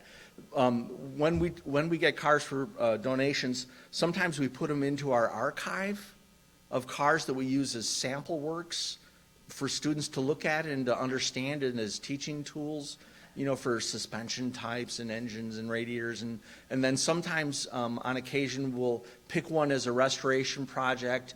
And in the past we've been giving free auction space at some prestigious auctions where we can auction those off and use it to support the education program. But as you know, maintaining a shop space with all these kinds of resources is really expensive. You know, tools, materials, liquids, paints, and it's an expensive proposition. And so we're always looking for, I would suggest if, there's a box up in front, you write a check on your way out, and we'll put it to good use.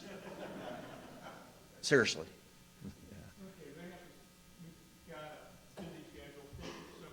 Thank you all so much.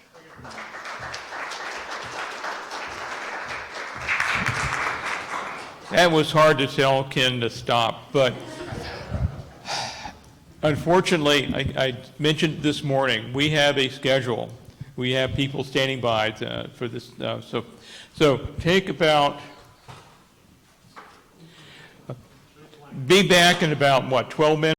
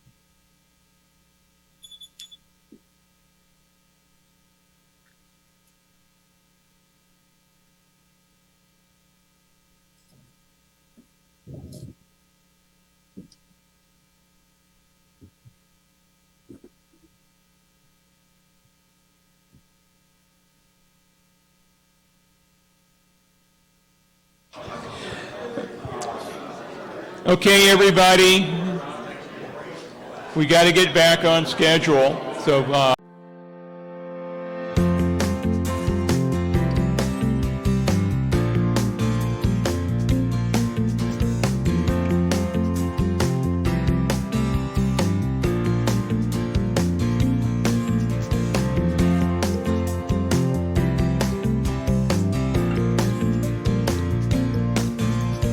out to the West Coast for the first of our 2 visits on the West Coast. First one will be in the San Francisco area, and then we'll go down into the LA area. Soon as we get, here we go. Yay, it's Jonathan, yay. The first one this, of our Zoom is from a really good friend of mine, Jon Summers, who's been a faithful and long-time supporter of the Argetsinger. He's been here for almost from the beginning. He's going to talk about Midget and big car racing in the San Francisco Bay Area, 1945 to 51. It's learning from some archives that he came across. So, Jonathan, whenever you're ready, we're standing by. All right. Thank you very much, everybody. Let me just share my screen here, and I'll get my presentation underway here. So.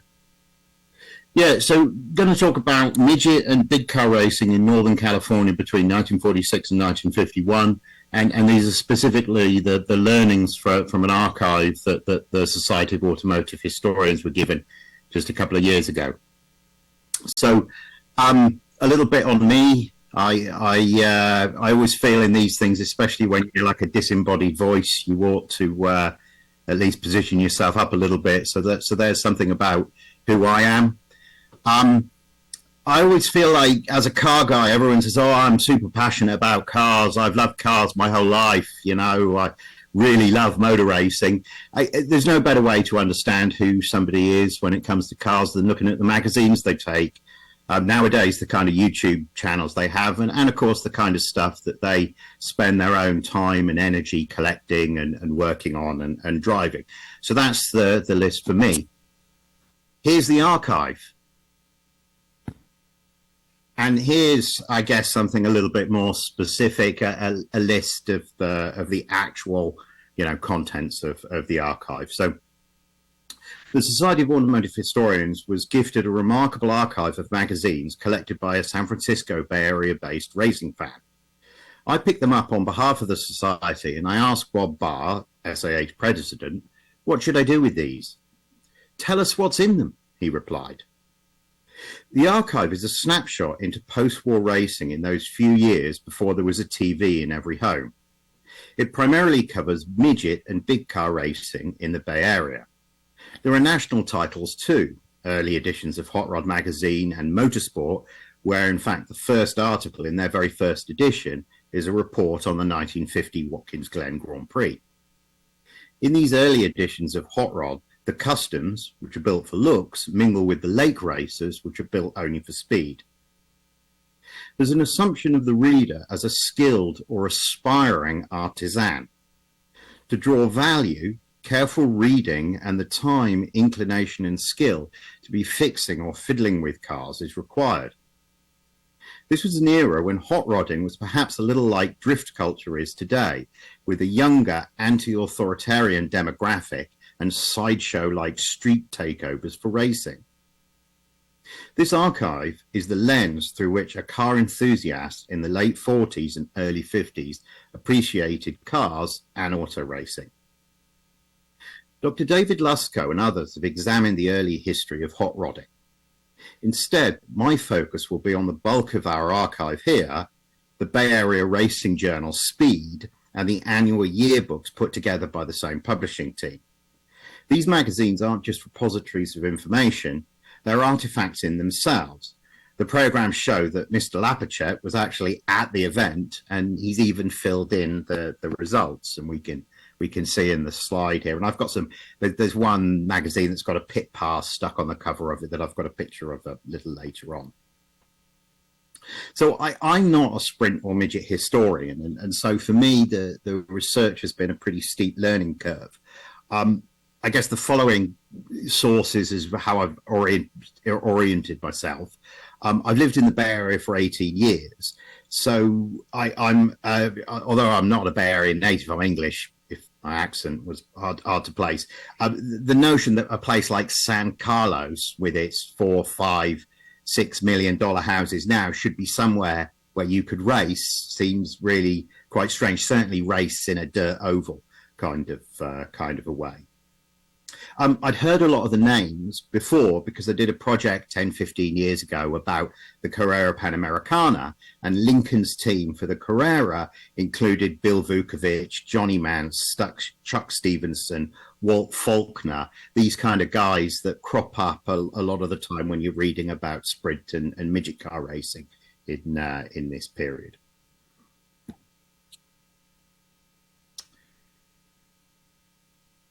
Key written sources which deserve special mention are Dick Wallen's series of comprehensive histories of oval racing and Tom Motter's work on the history of the Bay Cities Racing Association. Earl Motter was a midget racer. Tom, his nephew, has become a leading historian in the area. The literature, Wallen in particular, gives the minutiae covered in the archive some sort of proper context. In 1949, a movie called The Big Wheel was released, and it shows how much midget and sprint car racing was the zeitgeist of the age, or at least especially so in Southern California, Los Angeles movie town. It starred Mickey Rooney and had in my opinion, a rather unremarkable plot and not really very good racing scenes. But the pit scenes do in fact feature a Silver Arrow pre-war Mercedes Grand Prix car, so I didn't feel as if my time was entirely wasted in watching the movie. I also visited the Woodland Auto Display in Paso Robles, which is about 4 hours south of San Francisco. It includes 4 midgets from our period and a Ford V8 Roadster or Jalopy, in addition to various big cars. The midgets are of different marks. So there's one that's made by a company called Solar. They made planes as well, and it has a stainless steel chassis. Shaped the frame rails as stainless steel. This is a Curtis in the picture here, and Curtis's builds will soon go on to dominate Indianapolis, and so in other words, rise from this regional racing to being dominant nationally. I found the museum very useful in terms of showing the evolution of the cars from the late 40s to the early 50s. Terms like big car, jalopy, and roadster become much clearer to understand when the cars are there in 3 dimensions and you're looking at them instead of them in some kind of grainy 2-dimensional image where the car's 2 inches long. My favorite exhibit was this. This is Bill Vukovich's midget. It's a Drake. He used it in the 30s. They had wider tires and were a bit lower. By the 40s and into the 50s, they really looked more like 50s and 60s sprint cars. Did really quite interesting. Want to draw attention to this. This is, and for those of us who've been around racing cars are quite familiar with this. But if you've not, it's really a shocking thing. The shift lever's between your legs, and I wonder if you were meant to change gear whilst keeping the thing in the drift. You know, your right hand was on the shift lever and your left hand was holding it in the drift, or did you just get it up in top gear and did you just slide it and have both hands on the wheel? I don't know, but I thought that was worth highlighting as a way of making these vehicles come alive. And I guess what I wanted to say is that the TLDR is that midgets and jalopies were around before the war, but the scene really exploded in popularity immediately after World War II in the late 40s. And the jalopy seemed to have given way to the midgets, which in turn gave way to big cars, strokes what became known as sprint cars, and hard tops, which of course leads us towards NASCAR and that kind of stock car racing. The Lapachet Archive covers a 5-year window within this general sort of evolutionary trend. there's adverts in these magazines, and they tell you where you can go and buy hot rod parts. You've got Edelbrock's place in Hollywood, advertised the same place as a plumbing supplier in Daly City up here in San Francisco, advertised on the same page as this address here, 4720 Geary Boulevard, which is about, I don't know, 3 minutes drive from where I'm sitting here in San Francisco. This is where you could buy a Curtis Midget. This is probably where Vuki came to buy his Midget in the post-war period.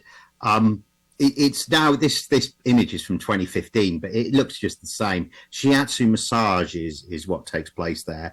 And the reason why I'm emphasizing this, and the reason why I'm going to have this image up as I speak on here is that the most striking thing about investigating this archive is how completely the land where the racing took place has completely changed. Racing tracks tend to spring up on the edge of town where land is cheap. As the town grows, that land is no longer on the edge of town or cheap, and pressure grows for it to be repurposed. This is what happened to Riverside in Los Angeles. Tom Motter's book on the Oakland Stadium shows in detail how this process happened in the Bay Area too.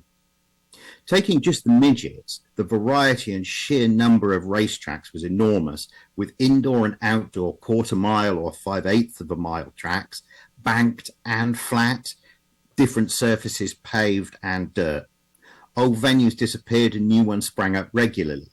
In 48 and 49, the midgets raced on 9 tracks within a 2-hour drive of San Francisco.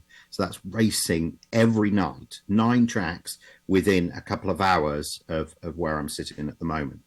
Today, no trace of any of those tracks remain because, of course, it became prime Silicon Valley real estate, and those multi-million-dollar homes got built on the spot. So I guess what I'm saying here is that many of us will remember Netscape, Nokia.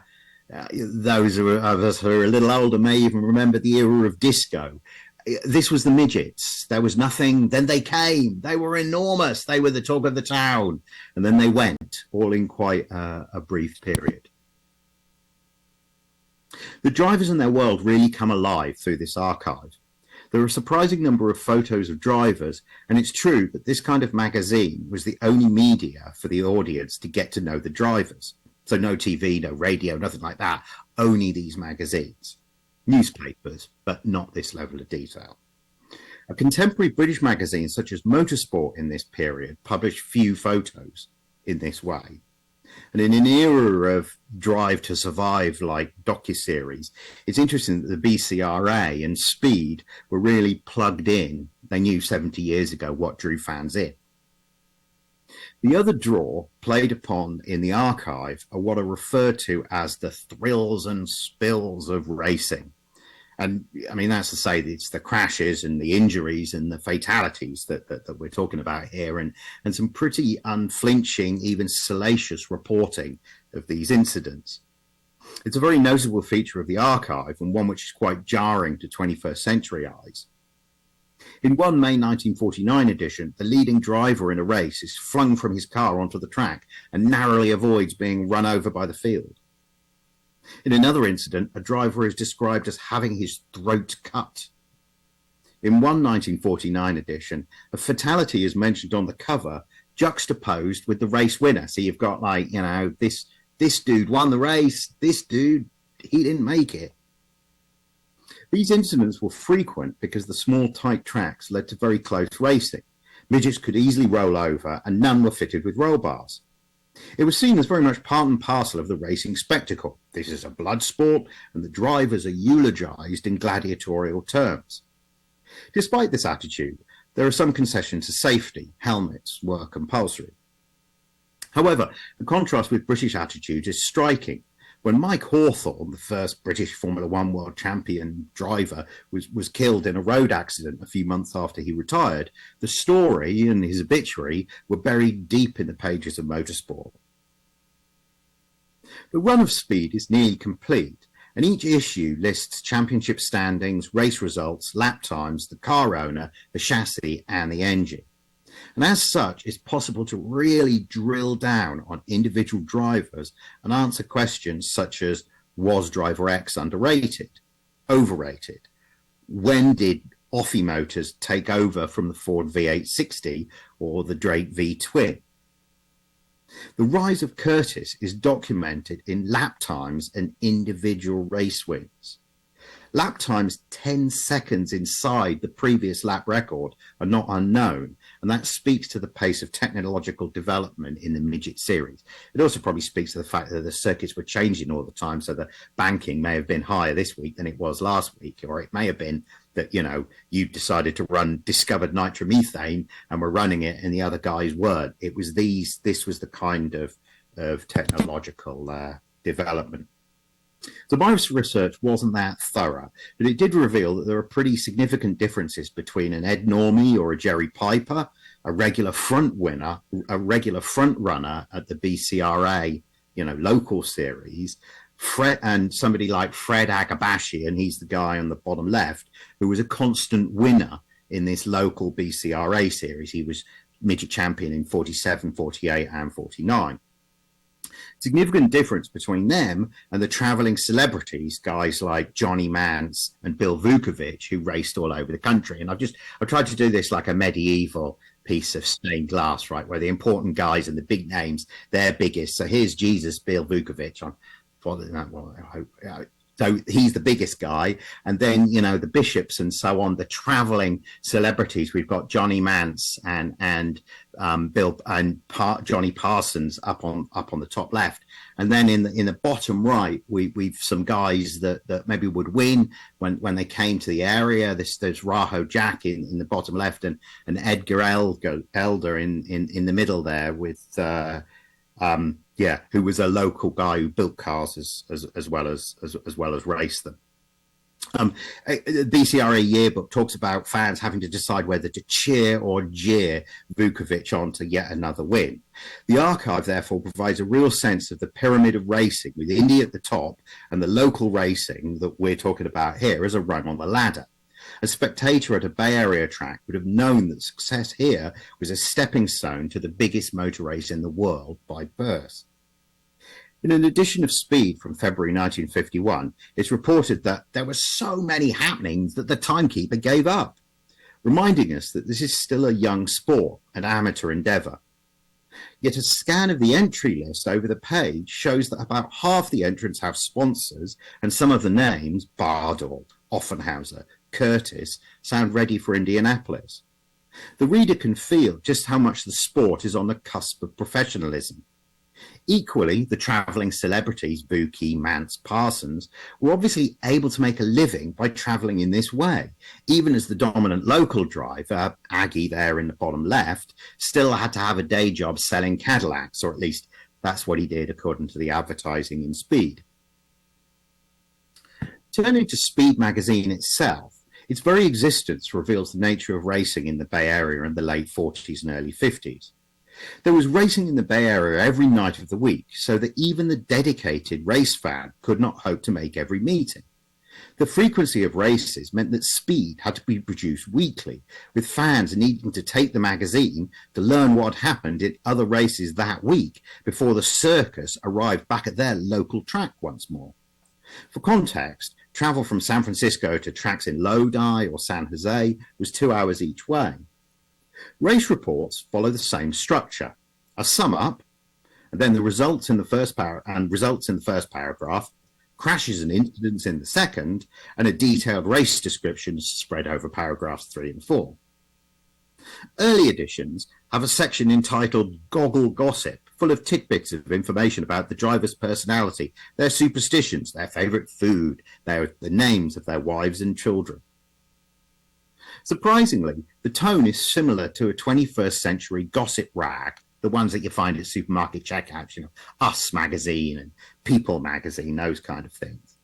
Editions from mid-1949 ask for volunteers to, quote, cover the races in your town or vicinity if, quote, you have a secret yen to be a writer.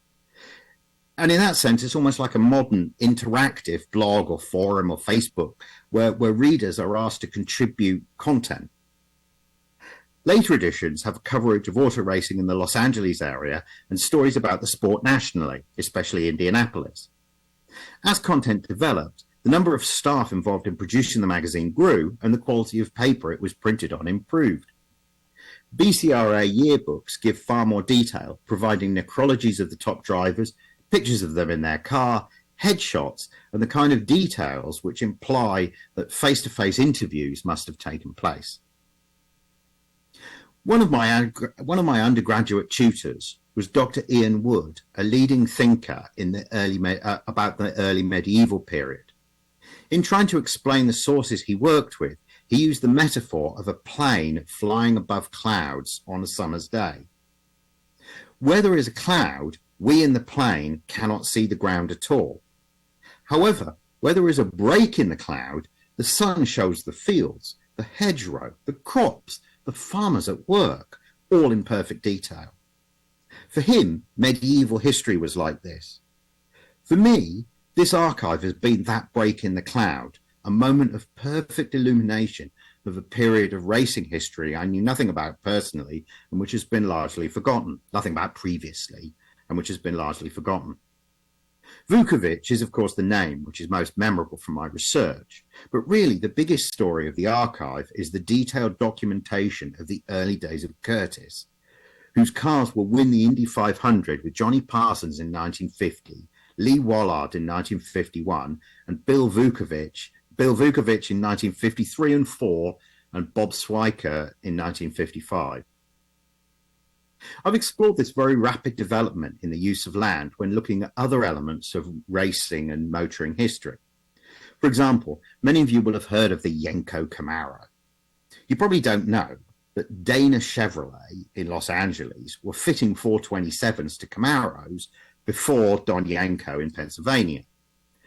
My wife is Dana. It seemed only natural to visit Dana Chevrolet. Except there's no trace. Not only has the dealership gone, but so is the building. In fact, as far as I could discern, as of 2015, not one of the buildings on the four-way intersection where Dana Chevrolet stood in 1968 in Los Angeles, not one of those buildings remains. Now, much of this is a function of California and the West Coast. We have earthquakes, we build from wood and stucco, not bricks and mortar. However, it's a phenomenon which I've seen elsewhere. Some years ago, I presented a paper at this conference about Mike Hawthorne, the British Formula One world champion who was killed in a car crash in southern England in January 1959. In the years since the accident, not only is the exact location of the tree that he hit now impossible to discern, but the road direction has been reversed, then the carriageways have been split, and the whole landscape has been gently remodeled. Well, what does that mean? Well, the people are dead and gone. The land has changed beyond recognition. But the cars and the magazine archive, they remain to tell us their story. Luckily, the magazines are accessible, the stories are dramatic, the photos are compelling. The cars with their noisy, smelly motors and the gear shift inconveniently between the driver's legs and the visceral driving characteristics that they have, that all sits dormant in a museum. And that, plus this archive, that ensures that this brief era of racing history will keep its place in posterity, despite this new, safe, televised, electrified future which we are rushing towards. Thank you very much. Let me know if you have any questions, please.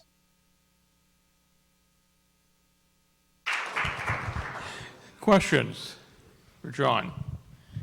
One.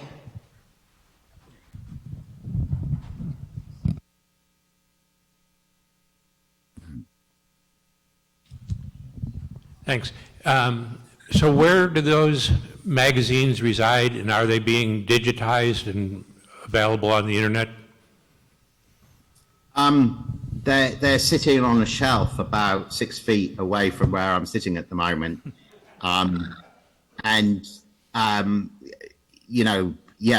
Literally the guy's daughter was going to throw them away and contacted the SAH, and I was local, so that's how I acquired them. So no plans to digitize at the moment. Jon had a rendezvous in a hospital parking lot, right, where she worked? Yes. Yeah. Yes. In fact, the park at the hospital is on Geary Boulevard, so I drove past Frank Curtis's Northern California location on the way to go and pick up the magazines. All right, they're in safekeeping. Any other questions?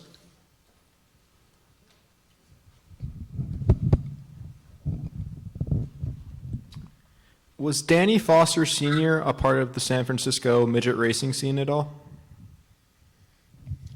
I'm sorry, I didn't hear that. Was Danny Foster Sr. a part of the midget racing scene at all in the Bay Area? Danny Foster Sr. Did you run across him? That is not a name that I run across in there in the archive.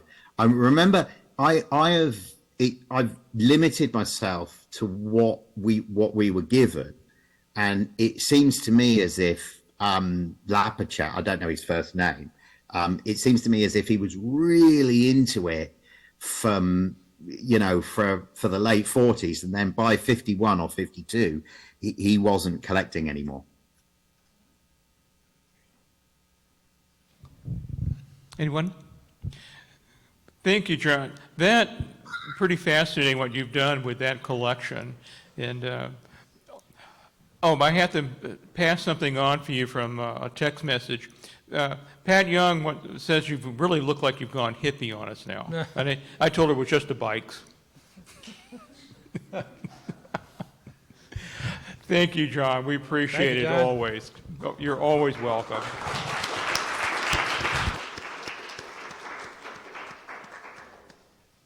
All right, thanks very much. Take care.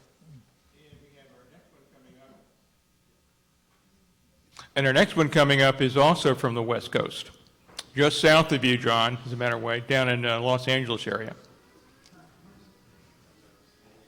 The Preston Lerner, one of the really nice guys. He's, if you haven't read his a book that came out very recently on Shelby American, the renegades behind it, that's a great book. Very interesting. He's got another one coming out that he's been working on for a while that I think will be an interesting read, The Deadly Years. So, what he's going to be talking about, his presentation today, is television turns its gaze on motorsports. Hey, Bob. Yeah. Preston. Hello, Preston. You got us? He's coming.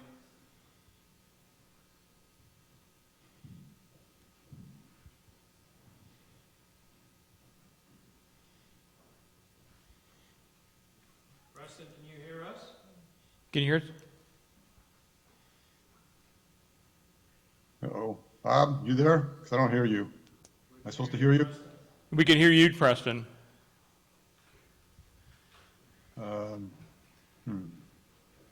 Do you hear me? Yes.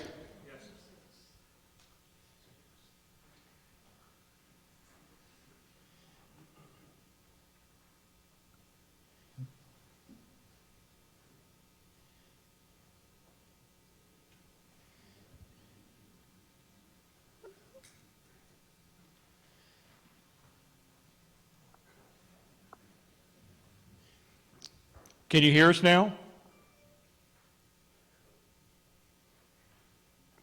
Hey. I don't know what's going on here.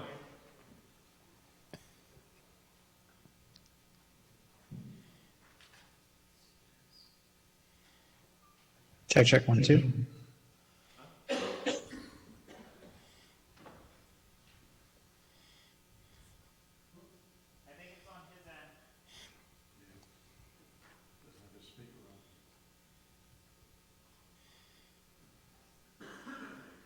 Oh, yeah, I hear you.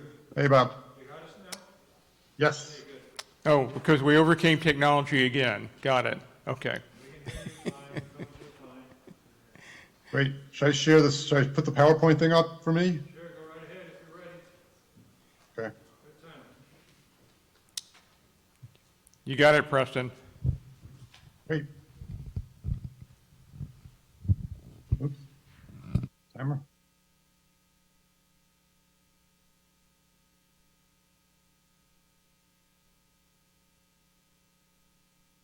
Hey, how's it going? I saw a little bit of the earlier stuff, but I had some other stuff to do, so, but I see it seems like it's going well.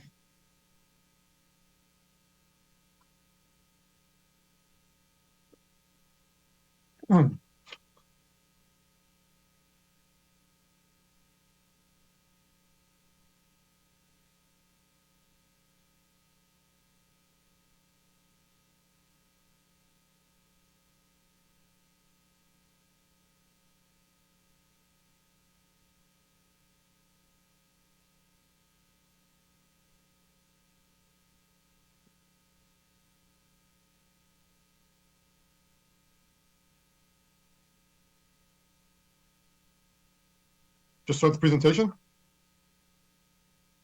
Start speaking the presentation? Okay. Okay. Well, thank you very much for coming out. I really appreciate it.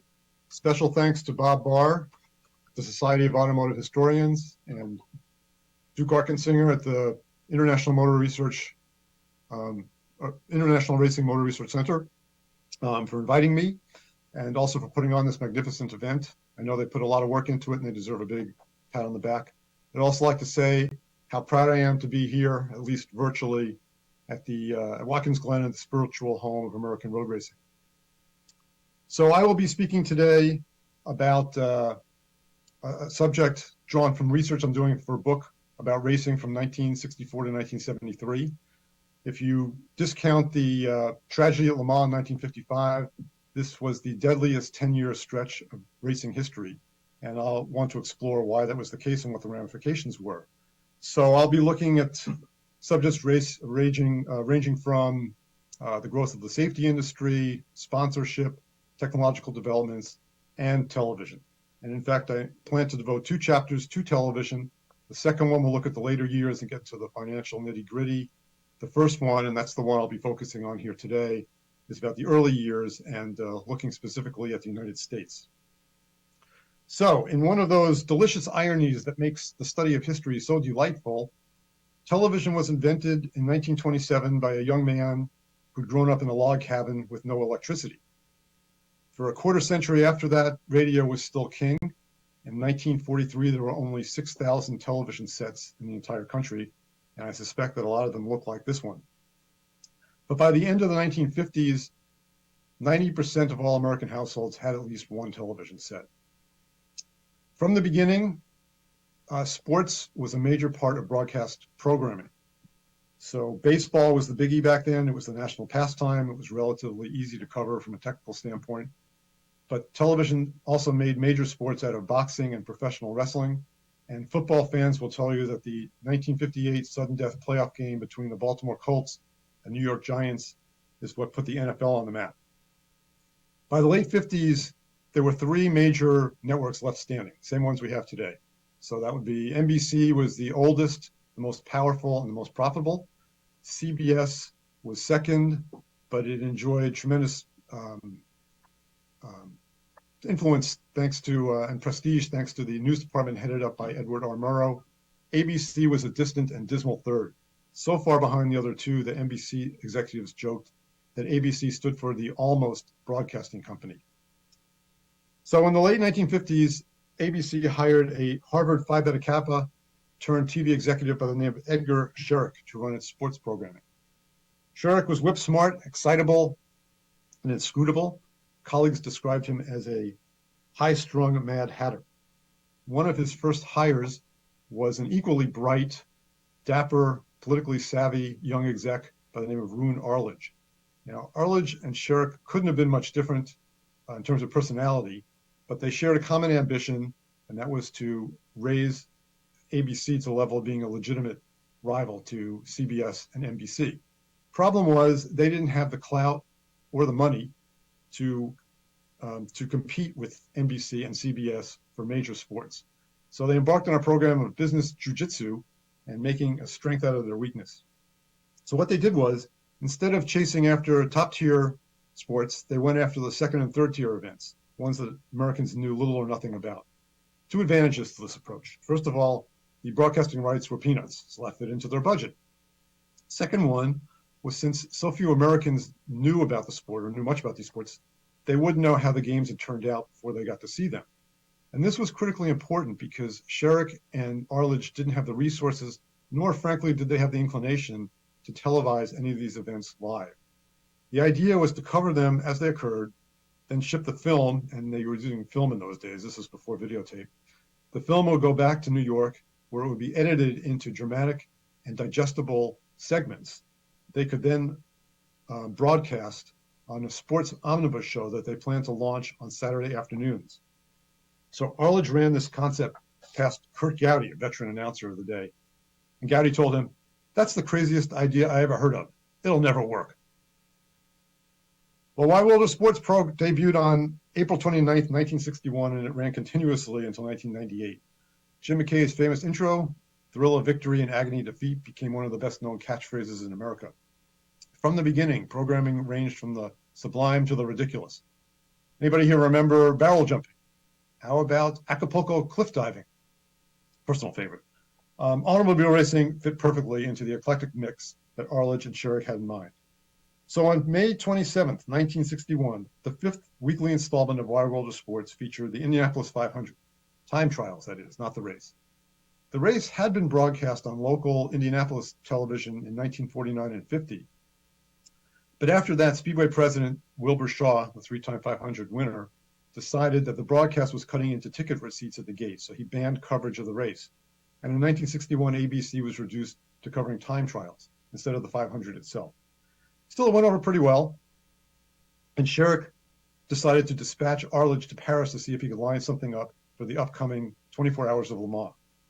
Arledge recalled, "I spoke almost no French, and in fact had almost no money to spend. No matter, I believe I was the first American ever to make a pitch for television rights, and the words American Broadcasting Company in this instance worked wonders." Arledge secured the rights to French film of the race for a mere $10,000. He hired as a color commentator Sterling Moss, who was actually racing in a Ferrari 250 short wheelbase with Graham Hill, and Jim McKay came over from the States to do the play-by-play.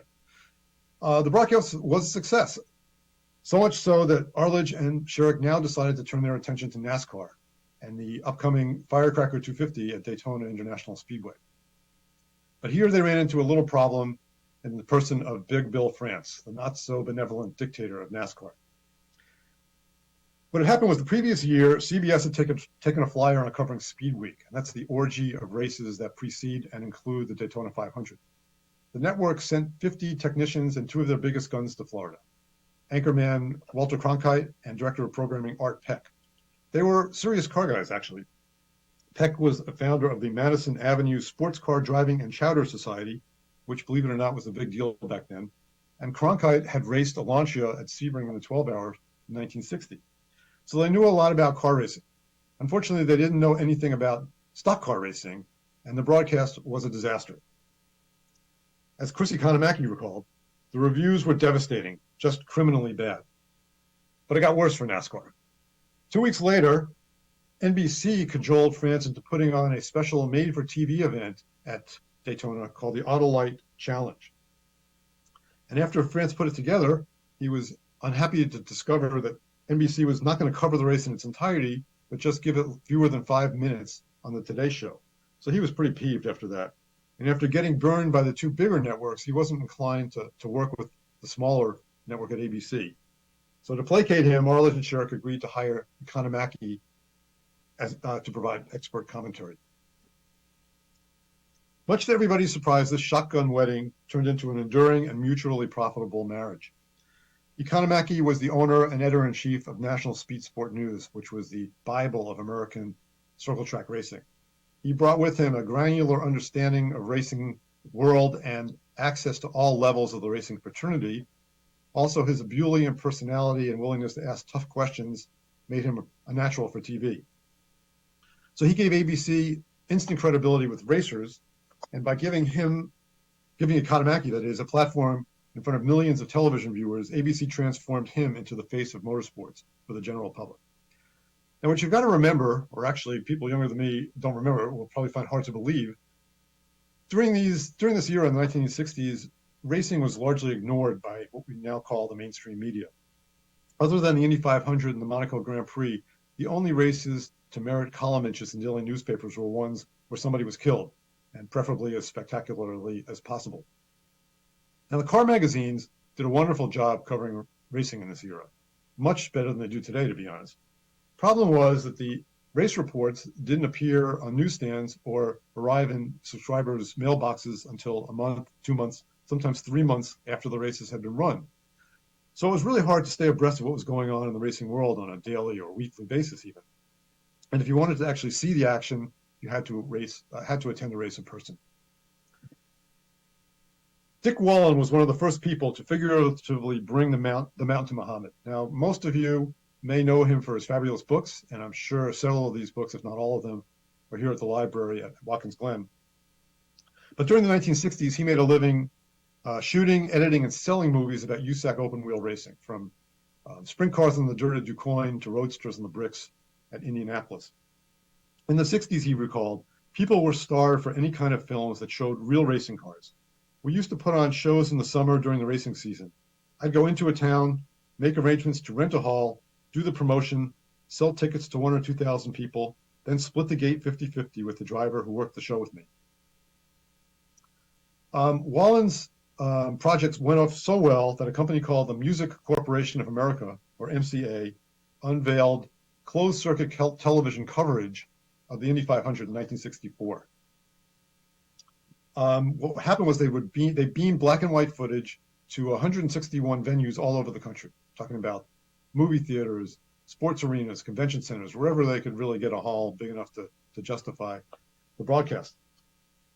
MCA would continue to offer this closed-circuit coverage until 1970, but frankly, they were never a big hit. They were just marginal in terms of attendance and mediocre in terms of production values. Problem was, people didn't really want to see racing in movie theaters. They wanted to see it in the comfort of their living rooms. And this was an itch that only television could scratch. In the 3 years after it launched, Wide World of Sports showcased a dozen races, IndyCar races, NASCAR races, Formula One races, Le Mans. In '65, they went all in on motorsports with 4 NASCAR races, 2 Grand Prix from Monaco and the Nürburgring, a Champ Car race on the dirt in Sacramento, and for the first time ever, a national broadcast of the Indy 500. No, it wasn't live. And when the footage was aired 45 minutes, the week after the fact, the race had been edited down to a 45-minute segment that shared the time slot with the World Pocket Billiards Championship. Even so, it was a big deal, and ABC would continue to broadcast the Indy 500 every year until 2019, when it lost the contract to NBC. In 1967, ABC decided to raise the ante by broadcasting a race in glorious color. Ooh, color. And this was a big deal back then. Again, hard to believe, sort of ancient history. Fittingly, this grand experiment, they decided to showcase the most glamorous race on the schedule, Monaco Grand Prix. Now, students of Formula One history already know that the 67 edition of Monaco was one of the darkest in the long history of the race.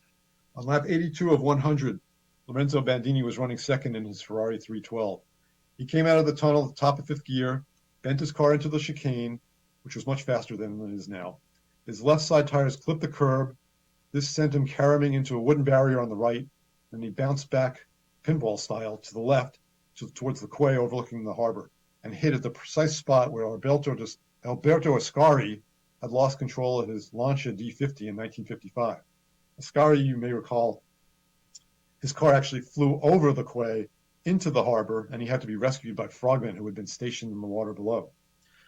Had there been a guardrail at this spot, Bandini's Ferrari would have glanced off and he probably wouldn't have been hurt. But there was no guardrail because in 1967, no one paid serious attention to safety, not safety of the drivers, not safety of race officials, not safety of the fans. So instead of the guardrail, there was a wall, and I use that term euphemistically, a wall of hay bales. Bandini's Ferrari sheared right through this wall of hay bales and clobbered a large iron bollard. This sheared a wheel off the car. The Ferrari flipped over, caught fire, and Bandini was trapped in the cockpit underneath while it burned. The rescue operation that followed reached a level of ineptitude that verged on criminal negligence. As David Phipps wrote acidly in his year-end review in Autocourse, Lorenzo Bandini was allowed to die in Monaco. Firefighters didn't arrive at the scene for a minute after the accident occurred. They weren't wearing any protective gear, so they couldn't get close enough for their puny fire extinguishers to have any effect. Meanwhile, a helicopter televising the shooting footage of the event was hovering overhead, and its blades were fanning the flames. 4 minutes passed before they were able to right the car and yank Bandini out of the cockpit. He was dumped on the pavement like a sack of potatoes, whereupon the fuel tank exploded and the car and Bandini caught fire for a second time. Wide World of Sports caught it all on film in grisly color. The coverage was so egregious that it captured the attention of New York Times television critic Jack Gould, who eviscerated the network in his column, as he wrote, "The manner of the reportage, particularly since there was time to do whatever editing might be dictated by the requirements of good taste, left much to be desired.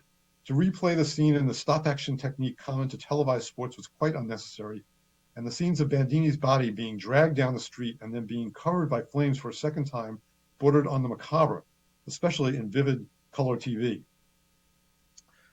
Now, I should acknowledge detailed coverage of wrecks is still a big part of racing coverage.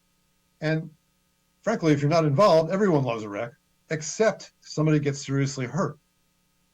In that case, all bets are off. Protocol these days is for television directors to cut away from the action as soon as they think somebody has been seriously injured. They would never think of showing emergency crews cutting somebody out of a cockpit or administering CPR or something like that. But that wasn't the way things were done in the 1960s and 1970s. So what you have to understand is that sensationalism wasn't a bug in the program. It was the program. Wide World of Sports was in the business of electrifying its audience, which is why Evel Knievel was such a regular guest. The lurid spectacle was fundamental to racing's appeal to ABC. The daunting consequences of failure also make racing seem like a more serious endeavor than other Wide World of Sports staples like wrist wrestling and log rolling. Bandini's death was the first automotive fatality to be broadcast on the program, but it wouldn't be the last. A year later, while covering the Rex Mays 300 IndyCar race at Riverside, ABC demonstrated just how blithely it had ignored Gould's condemnation. Lou Sell, a local dentist and a very fine driver, was coming down the back straight, fastest part of the track, in his Eagle, lost control under braking for turn 9, and then in a ghoulish reprise of Bandini's accident, his car turned over, caught fire, and he was trapped in the cockpit. Once again, it took firefighters far too long to get the fire out.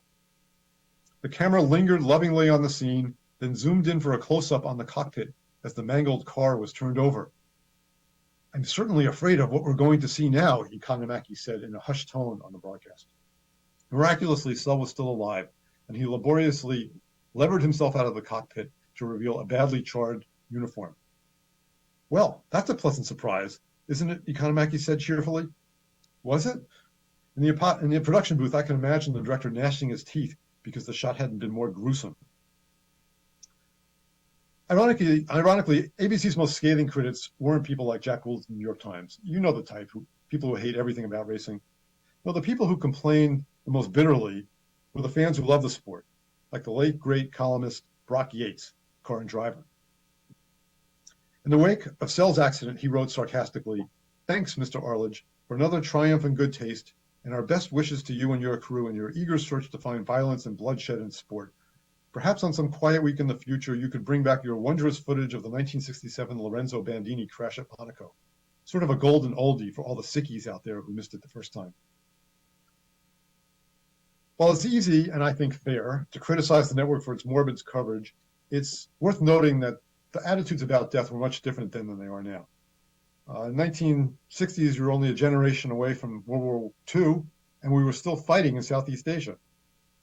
In fact, combat footage from Vietnam was routinely being broadcast on the nightly news. What rankled racing fans even more than the fixation on death was the perceived incompetence of the broadcasts, from cameras that always seemed to be in the wrong place to broadcasters who always seemed to be commenting about the wrong thing. And if that weren't bad enough, there was also a sense that the broadcasts were being dumbed down for viewers who didn't know much about racing. You know, you think about baseball games, nobody bothers to explain what a relief pitcher is or how the infield fly rule works. And in football games, they don't tell you what a pass interference and penalty is or how you get a first down. But at ABC, the producers behaved as though the audience consisted mostly of aliens from outer space. Every broadcast seemed to feature a breakdown of how a pit stop worked, or an explanation, with graphics no less, of drafting. The audience was treated like third graders rather than adults, and that was really annoying. By the end of the decade, ABC faced competition in the racing space. The thing you have to understand is, again, back then they weren't covering entire series the way they do now. They were just cherry picking the races that they thought would sell well or that fit their schedule. This meant that there were a lot of races that weren't covered at all, and promoters of these races and the sanctioning bodies of series that weren't covered wanted they wanted a piece of the television pie. So they began contracting with small production companies who put together racing broadcasts of their own and sold them to independent TV stations. The good news was this meant more television coverage. Bad news was that since these companies had fewer resources and less experience than ABC, their coverage was, if anything, even worse. Here's Auto Week after watching a particularly pathetic IndyCar broadcast. Nickel-dime operations being anchored by announcers who are woefully ignorant about either racing or television production or both have resulted in a string of real dozers. Shows that rightly end up behind reruns of Tarzan and the Enraged Springboks in audience surveys and could send racing to the same limbo as roller derby unless somebody takes the time to learn what it's all about. The recent Trenton 200 is a case in point. 2 hours of spoon players on the Ted Mack show wouldn't have approached it for sheer boring ineptitude. Ouch. There was even a fear in some circles that too much television was a bad thing. The fear was that television would suck the magic out of racing and homogenize it and turn it into a dull, predictable, made-for-the-boob tube spectacle like bowling or professional wrestling. Yates, for example, used his bully pulpit at Car and Driver to rail repeatedly about the dangers posed by promoters and sanctioning bodies who were, in his opinion, selling their souls for television. He thought it was better for fans to attend races rather than subsisting on the pre-digested morsels doled out on the airwaves. As he wrote, we may be disorganized and confused, and we may lack status with the so-called sports establishment, but at least we in motor racing don't have the leeches from television on our backs, and for that we can be abundantly grateful. Well, yes and no. I would characterize the relationship between TV and the racing community as can't live with them, can't live without them. After decades of being marginalized as the boorish devotees of a déclassé blood sport, racing fans couldn't help but feel validated by the attention suddenly being paid to motorsports. And speaking personally, I've got to say that even though I would complain all the time about how bad the coverage was, I watched every race I could see because that was the only game in town, and watching races on television was better than not watching them at all. Eventually, even Yates came around, and he was seduced by the siren song of network television.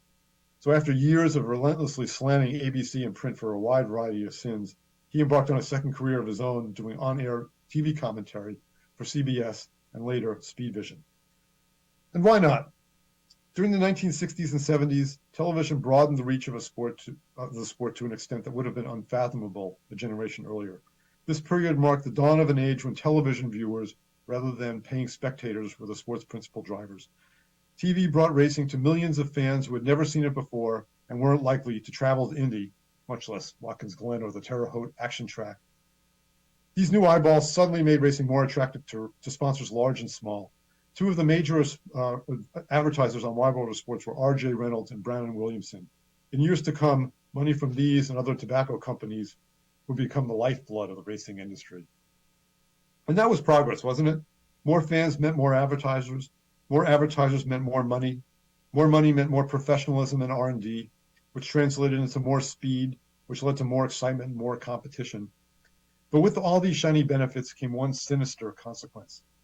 Put all the ingredients together and you had a recipe for more danger, more accidents, more death and destruction.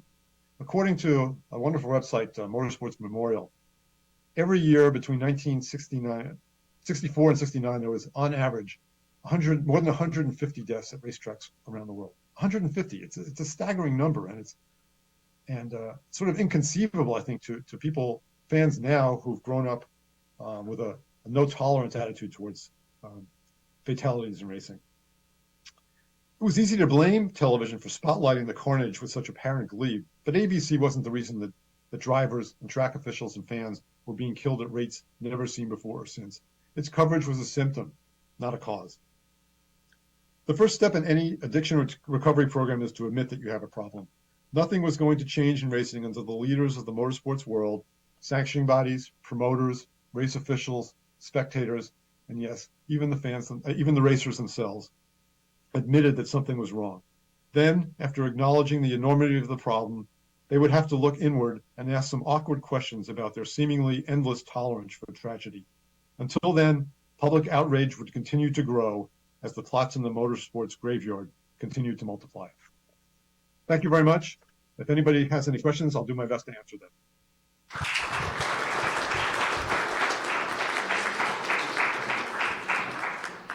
Thank you, Preston. That was great. That was really an excellent presentation. Questions?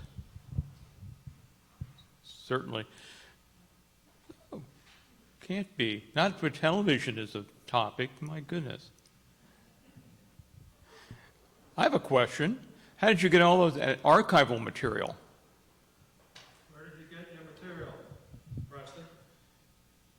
Well, I'm doing a lot of research. I've been doing, at this point, I've been doing book and magazine research from the era.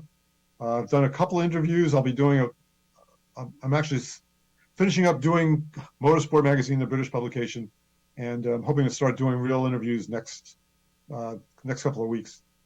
I have dozens of them I want to do, so. Thank you. Anyone? I don't have a question as much as a comment. You were mentioning the failed ABC broadcast of the 1961 Firecracker 400. If I'm not mistaken, that was just released, NASCAR just released the footage of that on YouTube not too long ago. So you can actually see just how clunky and awkward and horrible the footage was. I believe it was, I think Keith Jackson was the host, but it was, that material is now out there. Did you hear that, Preston?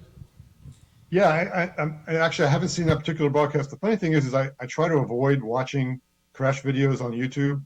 And that's been one of the unfortunate things about this project. I'm required, I had to watch the Bandini footage, watch the Lucelle footage. I mean, it's just dreadful. And I mean, it's hard to believe that was that standard practice, about 50, 60 years ago. Thank you so much, Preston. I'm so happy that you one of our presenters this year. Always grateful to have some talk with you and that sort of thing. Thank you so much. Appreciate it. Thank you.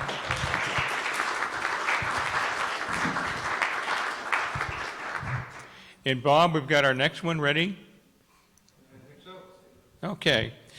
Next one, let's see if I can butcher the name here. Vincente Sevillano. We're going to talk about Seat history and Formula 1430. This is a new one on me. I knew a little bit about the company, but nothing like what we're going to hear in a few minutes. Okay. Got it? Yeah, just a couple minutes. Okay. Standing by. All right, Preston, if you go ahead and start.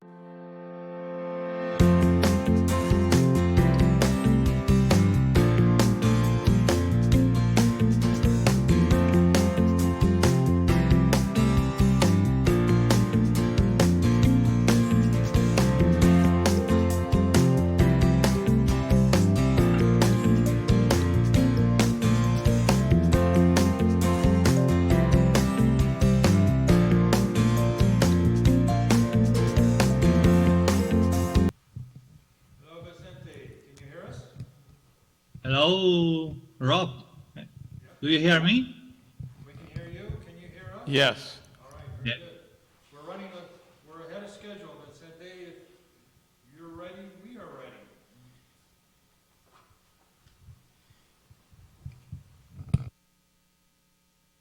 Okay.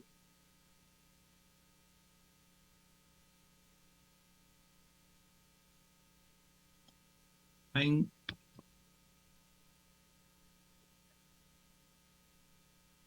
okay.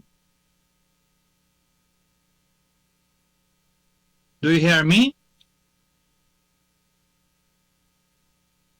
It's first of all, it's a pleasure for me to participate in this symposium. Thanks so much to bring me the opportunity to be part of it and to share with all of you a part of the Spanish automotive history. I am Vincente Sevillano, 36 years old, from San Roque City, Cádiz province, south of Spain. I'm degree in law. I'm a world motoring heritage and motorsport enthusiast since my childhood. I'm a member of different classic car clubs in Spain, Gibraltar, Bosnia, and USA. Honorary member in 2 of the USA clubs. Likewise, I'm FIBA Youth Group member and I'm FIBA Youth Ambassador. FIBA is the International Federation of Anti-Car Vehicle.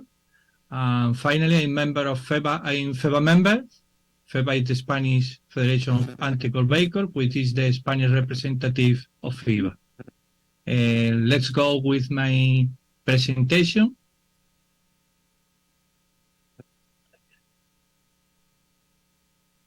And let's go. It's called SEAT, its history and Formula 1430.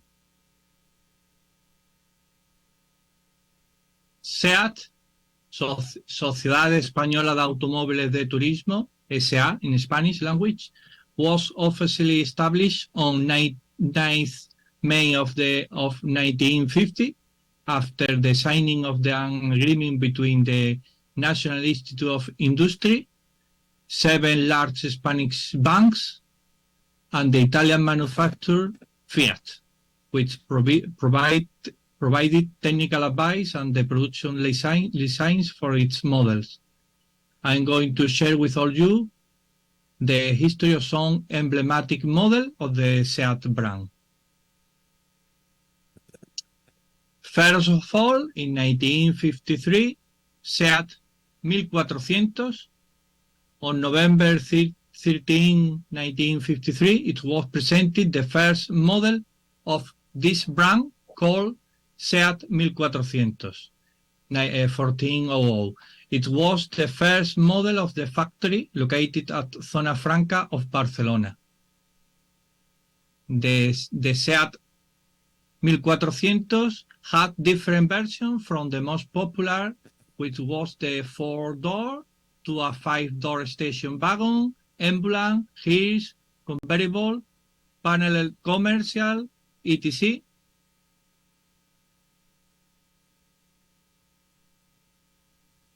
This is a photo taken in 2019 in a Cádiz event organized by a Club de Automóvil Clásico de Cádiz with a SEAT 1400. Next car, 1957, SEAT 600. In 1957, it was born the mythical SEAT 600, which was an important part of the motorization of Spain. It was characterized by its performance, capacity, and robustness. This model was much loved by the public. This model was produced for 17 years, and different versions were manufactured, and also different versions made by independent bodybuilders, and even competition version. Almost 8,100 units were manufactured. This model had a length of 3.22 meters and a weight of 590 kilo. This is a SEAT 600 in an event, in a photo taken in 2017, sorry. Event held in La Línea de la Concepción City. In 1963 was launched the Seat 1500, 1,500. This model replaced the 1400 model. This photo is a famous Spanish taxi model from Madrid city. Next car is 1969 Seat 1430. This model, whose name is due to its cubic centimeter engine displacement. It was an evolution of the 124, 124 model, since they shared a platform, bodywork, and rear wheel drive. This model had different variants, such as 5-door, station wagon, ambulance, fire engine, Hirsch, etc. The Formula 1430 race cars, that I will speak later, had the 1430 mechanicals. Next is the Fiat N relation and Volkswagen Group start relation. The 80s marked the end of the union with Fiat at the beginning in 1986 of its union with the Volkswagen Group. In 1984, Seat Ibiza, first generation. It was presented the first generation of the Seat Ibiza. Today, this model continue manufacturing. This model has become Seat's most prominent model. This model was designed by Mr. Giorgetto Giugiaro, and for the engines, there were diesel and gasoline. It had the collaboration of Porsche, giving the popular and well-known system Porsche engines. In 1991, Seat Toledo, first generation. The launching of the Seat Toledo in its first generation became the first Seat model developed within the Volkswagen Group. It was also designed by Mr. Giugiaro. This photo is Toledo car and Toledo City, Spanish Toledo City. Finally, Seat was an official partner and sponsor of the 1992 Olympic Games held in Barcelona, and the car with which Olympic Games started and accompanied the athletes was the Toledo Olímpico, a 100% electric brand model. Currently, Seat still buys cars and the Volkswagen Group. A Seat Histórico Collection called Nave A122, 122. It's located in one of the Seat factory, specifically at Zona Franca in Barcelona. In it are preserved and cared with maximum detail more than 70 years of the wonderful history of the company. This warehouse has 4,000 square meters, where 340 historical vehicles are preserved, of which 170 are on display. This is a photo of the warehouse. Formula 1430, 1430, a review of different editions of this championship.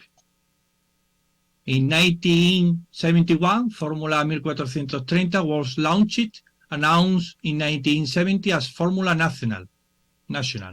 It was considered the best driver school in Spain. Through this championship, young Spanish drivers were given the opportunity to develop their skills. This is a photo of the Formula 1430 displaying the interior studio. Seat provided the 1430 mechanics, boxes, and in addition an important amount of money for starting bonuses and prizes. Even the purchase of the car could be financed by through Seat. These photos are from the presentation at Jarama Circuit in Madrid. There were numerous cars from different manufacturers, such as Selex, Lince, Packard, Cordovan, Edco, etc.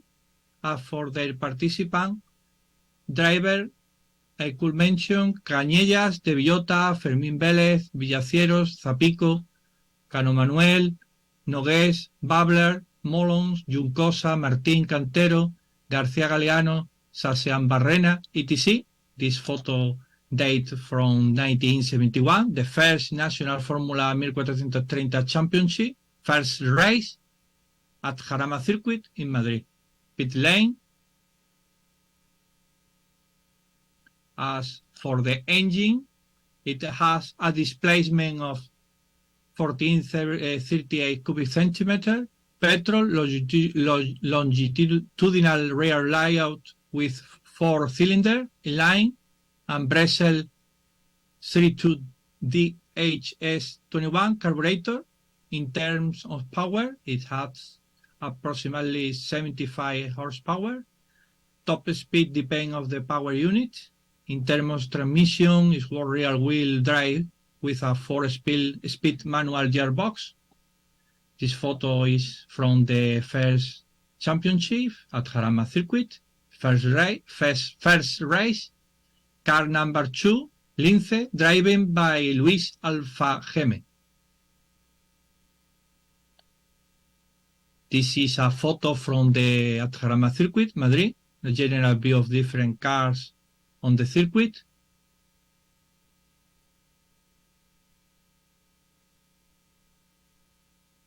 This is another photo from Jarama Circuit, Madrid. Car number 3, Selex, driven by Nicky Boss, and number 17, Selex manufacturer, driven by Paco Josa.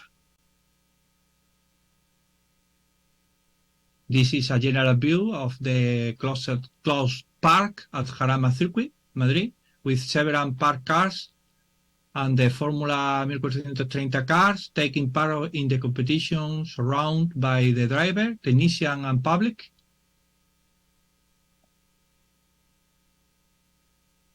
A general view of the race with all the cars, all the race cars. In terms of dimension, it had a wheelbase of 2 meters and a track of 1.1 meters.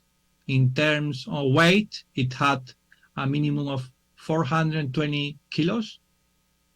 The chassis was tubular with a polyester body. The most successful chassis was the Selex ST3.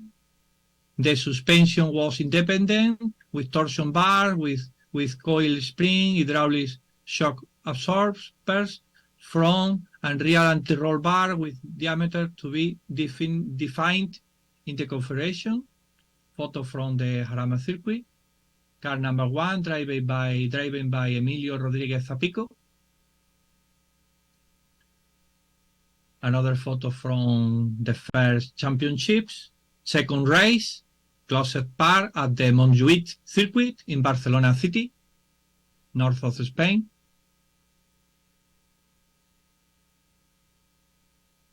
Another photo of the second round, Montjuïc Circuit, Barcelona, car number 17, Selex, driven by Carles Giró.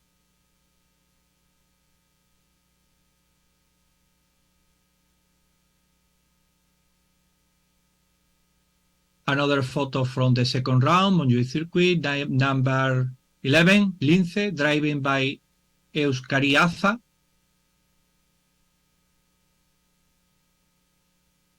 Another photo from Barcelona, from Montjuïc Circuit, number 18, Select, driven by José Luis Oliver Sala. Another photo, in this case, is from the at Circuit d'Albi in France, car number 25, Escudería Fina. Photo from France, the Circuit d'Albi, car number 1, Escudería CS Selex, driven by Salvador Cañellas. More photo from Circuit d'Albi. Car number 1, Selex, Cudirat CS Selex, driven by Salvador Cañellas. Car number 5. Car number 3, driven by Fernando Pérez Sala at Circuit d'Albi. Cars numbers 17 and 9.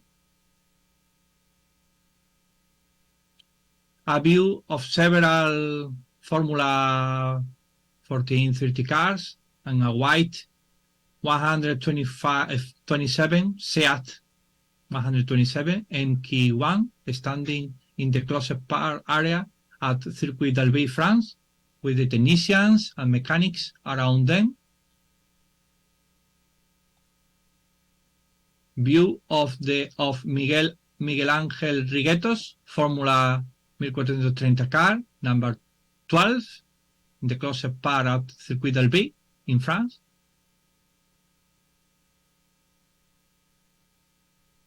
The safety car, Seat 1430 Special 1600 NQ2, placed on the starting grid at Jarama Circuit, Madrid.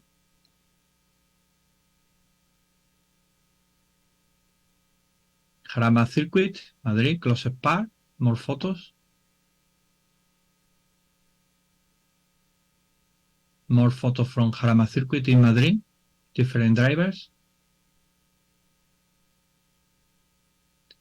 More photos from Jarama Circuit, car number 1, Scuderia CS Selex, driven by Salvador Cañellas.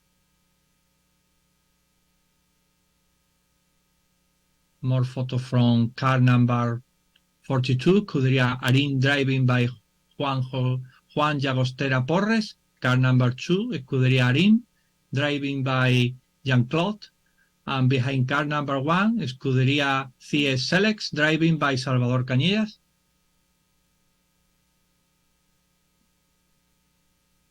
Photos from at Paul Ricard Circuit, France. Car number 1, Scuderia Vendiberica, driving by Salvador Cañellas.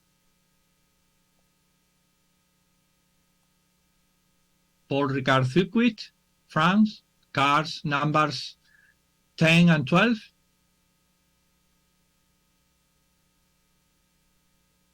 More photo from France Circuit. Car number 3, Paul Ricard Circuit. Car number 3 and 4. Car number 5, Scuderia Vendiberica, driving by Javier Juncadella. Car number 11, driven by Jaime Lazcano Hernández. This is a photo from the presentation Scuderia Alas, general view of the team driving on a section of the Jarama Circuit, Madrid. In front, 2 Formula Seat 1430 and an Abarth Osella 2000 driven by Luciano Otero. And behind the assistant cars, among them, a Seat 124D NQ1 and a Seat 1500 Familiar and a Seat 600D version. These photos are from the 5 Spanish Formula Seat 1430 Championship in 1975, second round at Jarama Circuit in Madrid. More photo from the 5th championship, second round at Jarama Circuit, Madrid.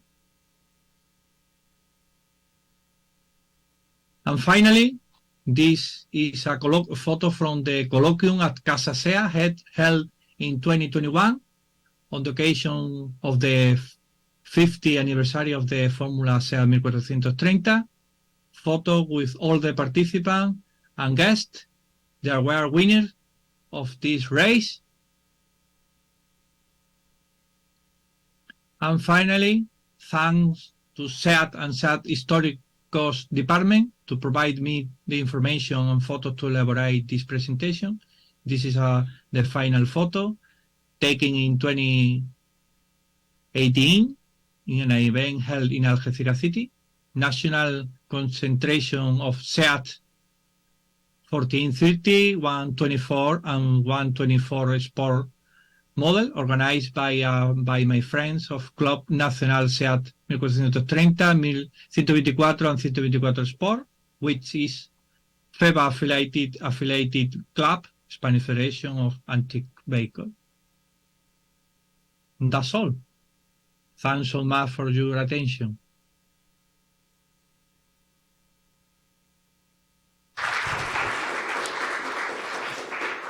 Thank you very much.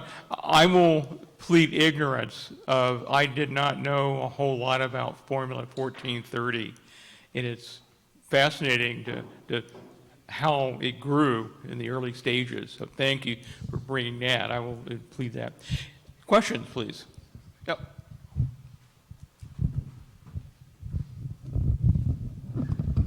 Thanks so much. It's a pleasure for me to share my history. The tires on the cars, were they a street tire or were they a racing tire? They look treaded. The tires on the cars, Vincente, were they a street tire, a regular street tire? They looked like they were treaded, or were they a special racing tire for the Formula? Could you repeat, please? Please, the sound is not better. The tires on the cars? The tire of the race car, or the tire are are competition tires, not the street tire from the original model. All right, thank you. Any other questions?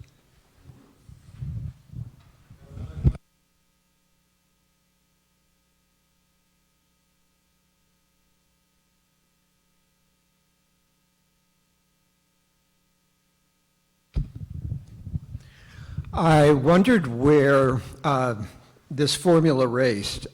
It looked as if, of course, all of your photos were from Spanish tracks, with one exception, which was a track in France. And it also sounded to me like most of the names were Spanish drivers. Was there, how much of an international component was there to this series?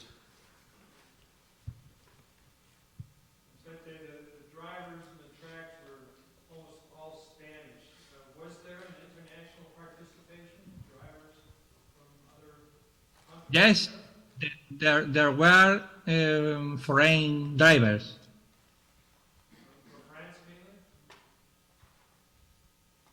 I don't know exactly. I think. Wait a moment.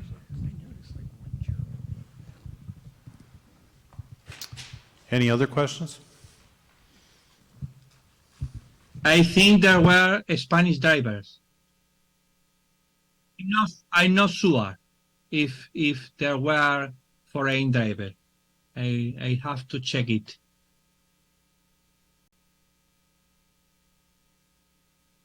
Thank you so much. It was a great presentation. Thank you for making that available to us. Thank you very much. Thank you, Vincente. It is, Thanks so much to all. we realize it's almost 10 o'clock at night, Friday night for you. So we appreciate you taking the time to do this. Thank you. Good evening from Spain. Okay. Today, I think it's been a good day. I've enjoyed all the presentations. Our next thing, there is a reception, and it starts at what, 6? Okay. So, yeah, we got a little bit of a head start today, so we finished up a little early. Hint, hint, for maybe tomorrow. Tomorrow, same bat time, same bat channel. We'll start again at 0900. That's military talk for 9 o'clock in the morning. So be here. Should be a really good day. I thought it was a good day, and I want to thank everybody for coming out. Thank you so much, all of you from Alfred State. You're always welcome. The door is always open, and we really appreciate your presence. Thank you for everything, and we hope to see some of you up here on the stage sometime soon. So thank you very much. Okay, everybody, I'll see you tomorrow morning. Thank you.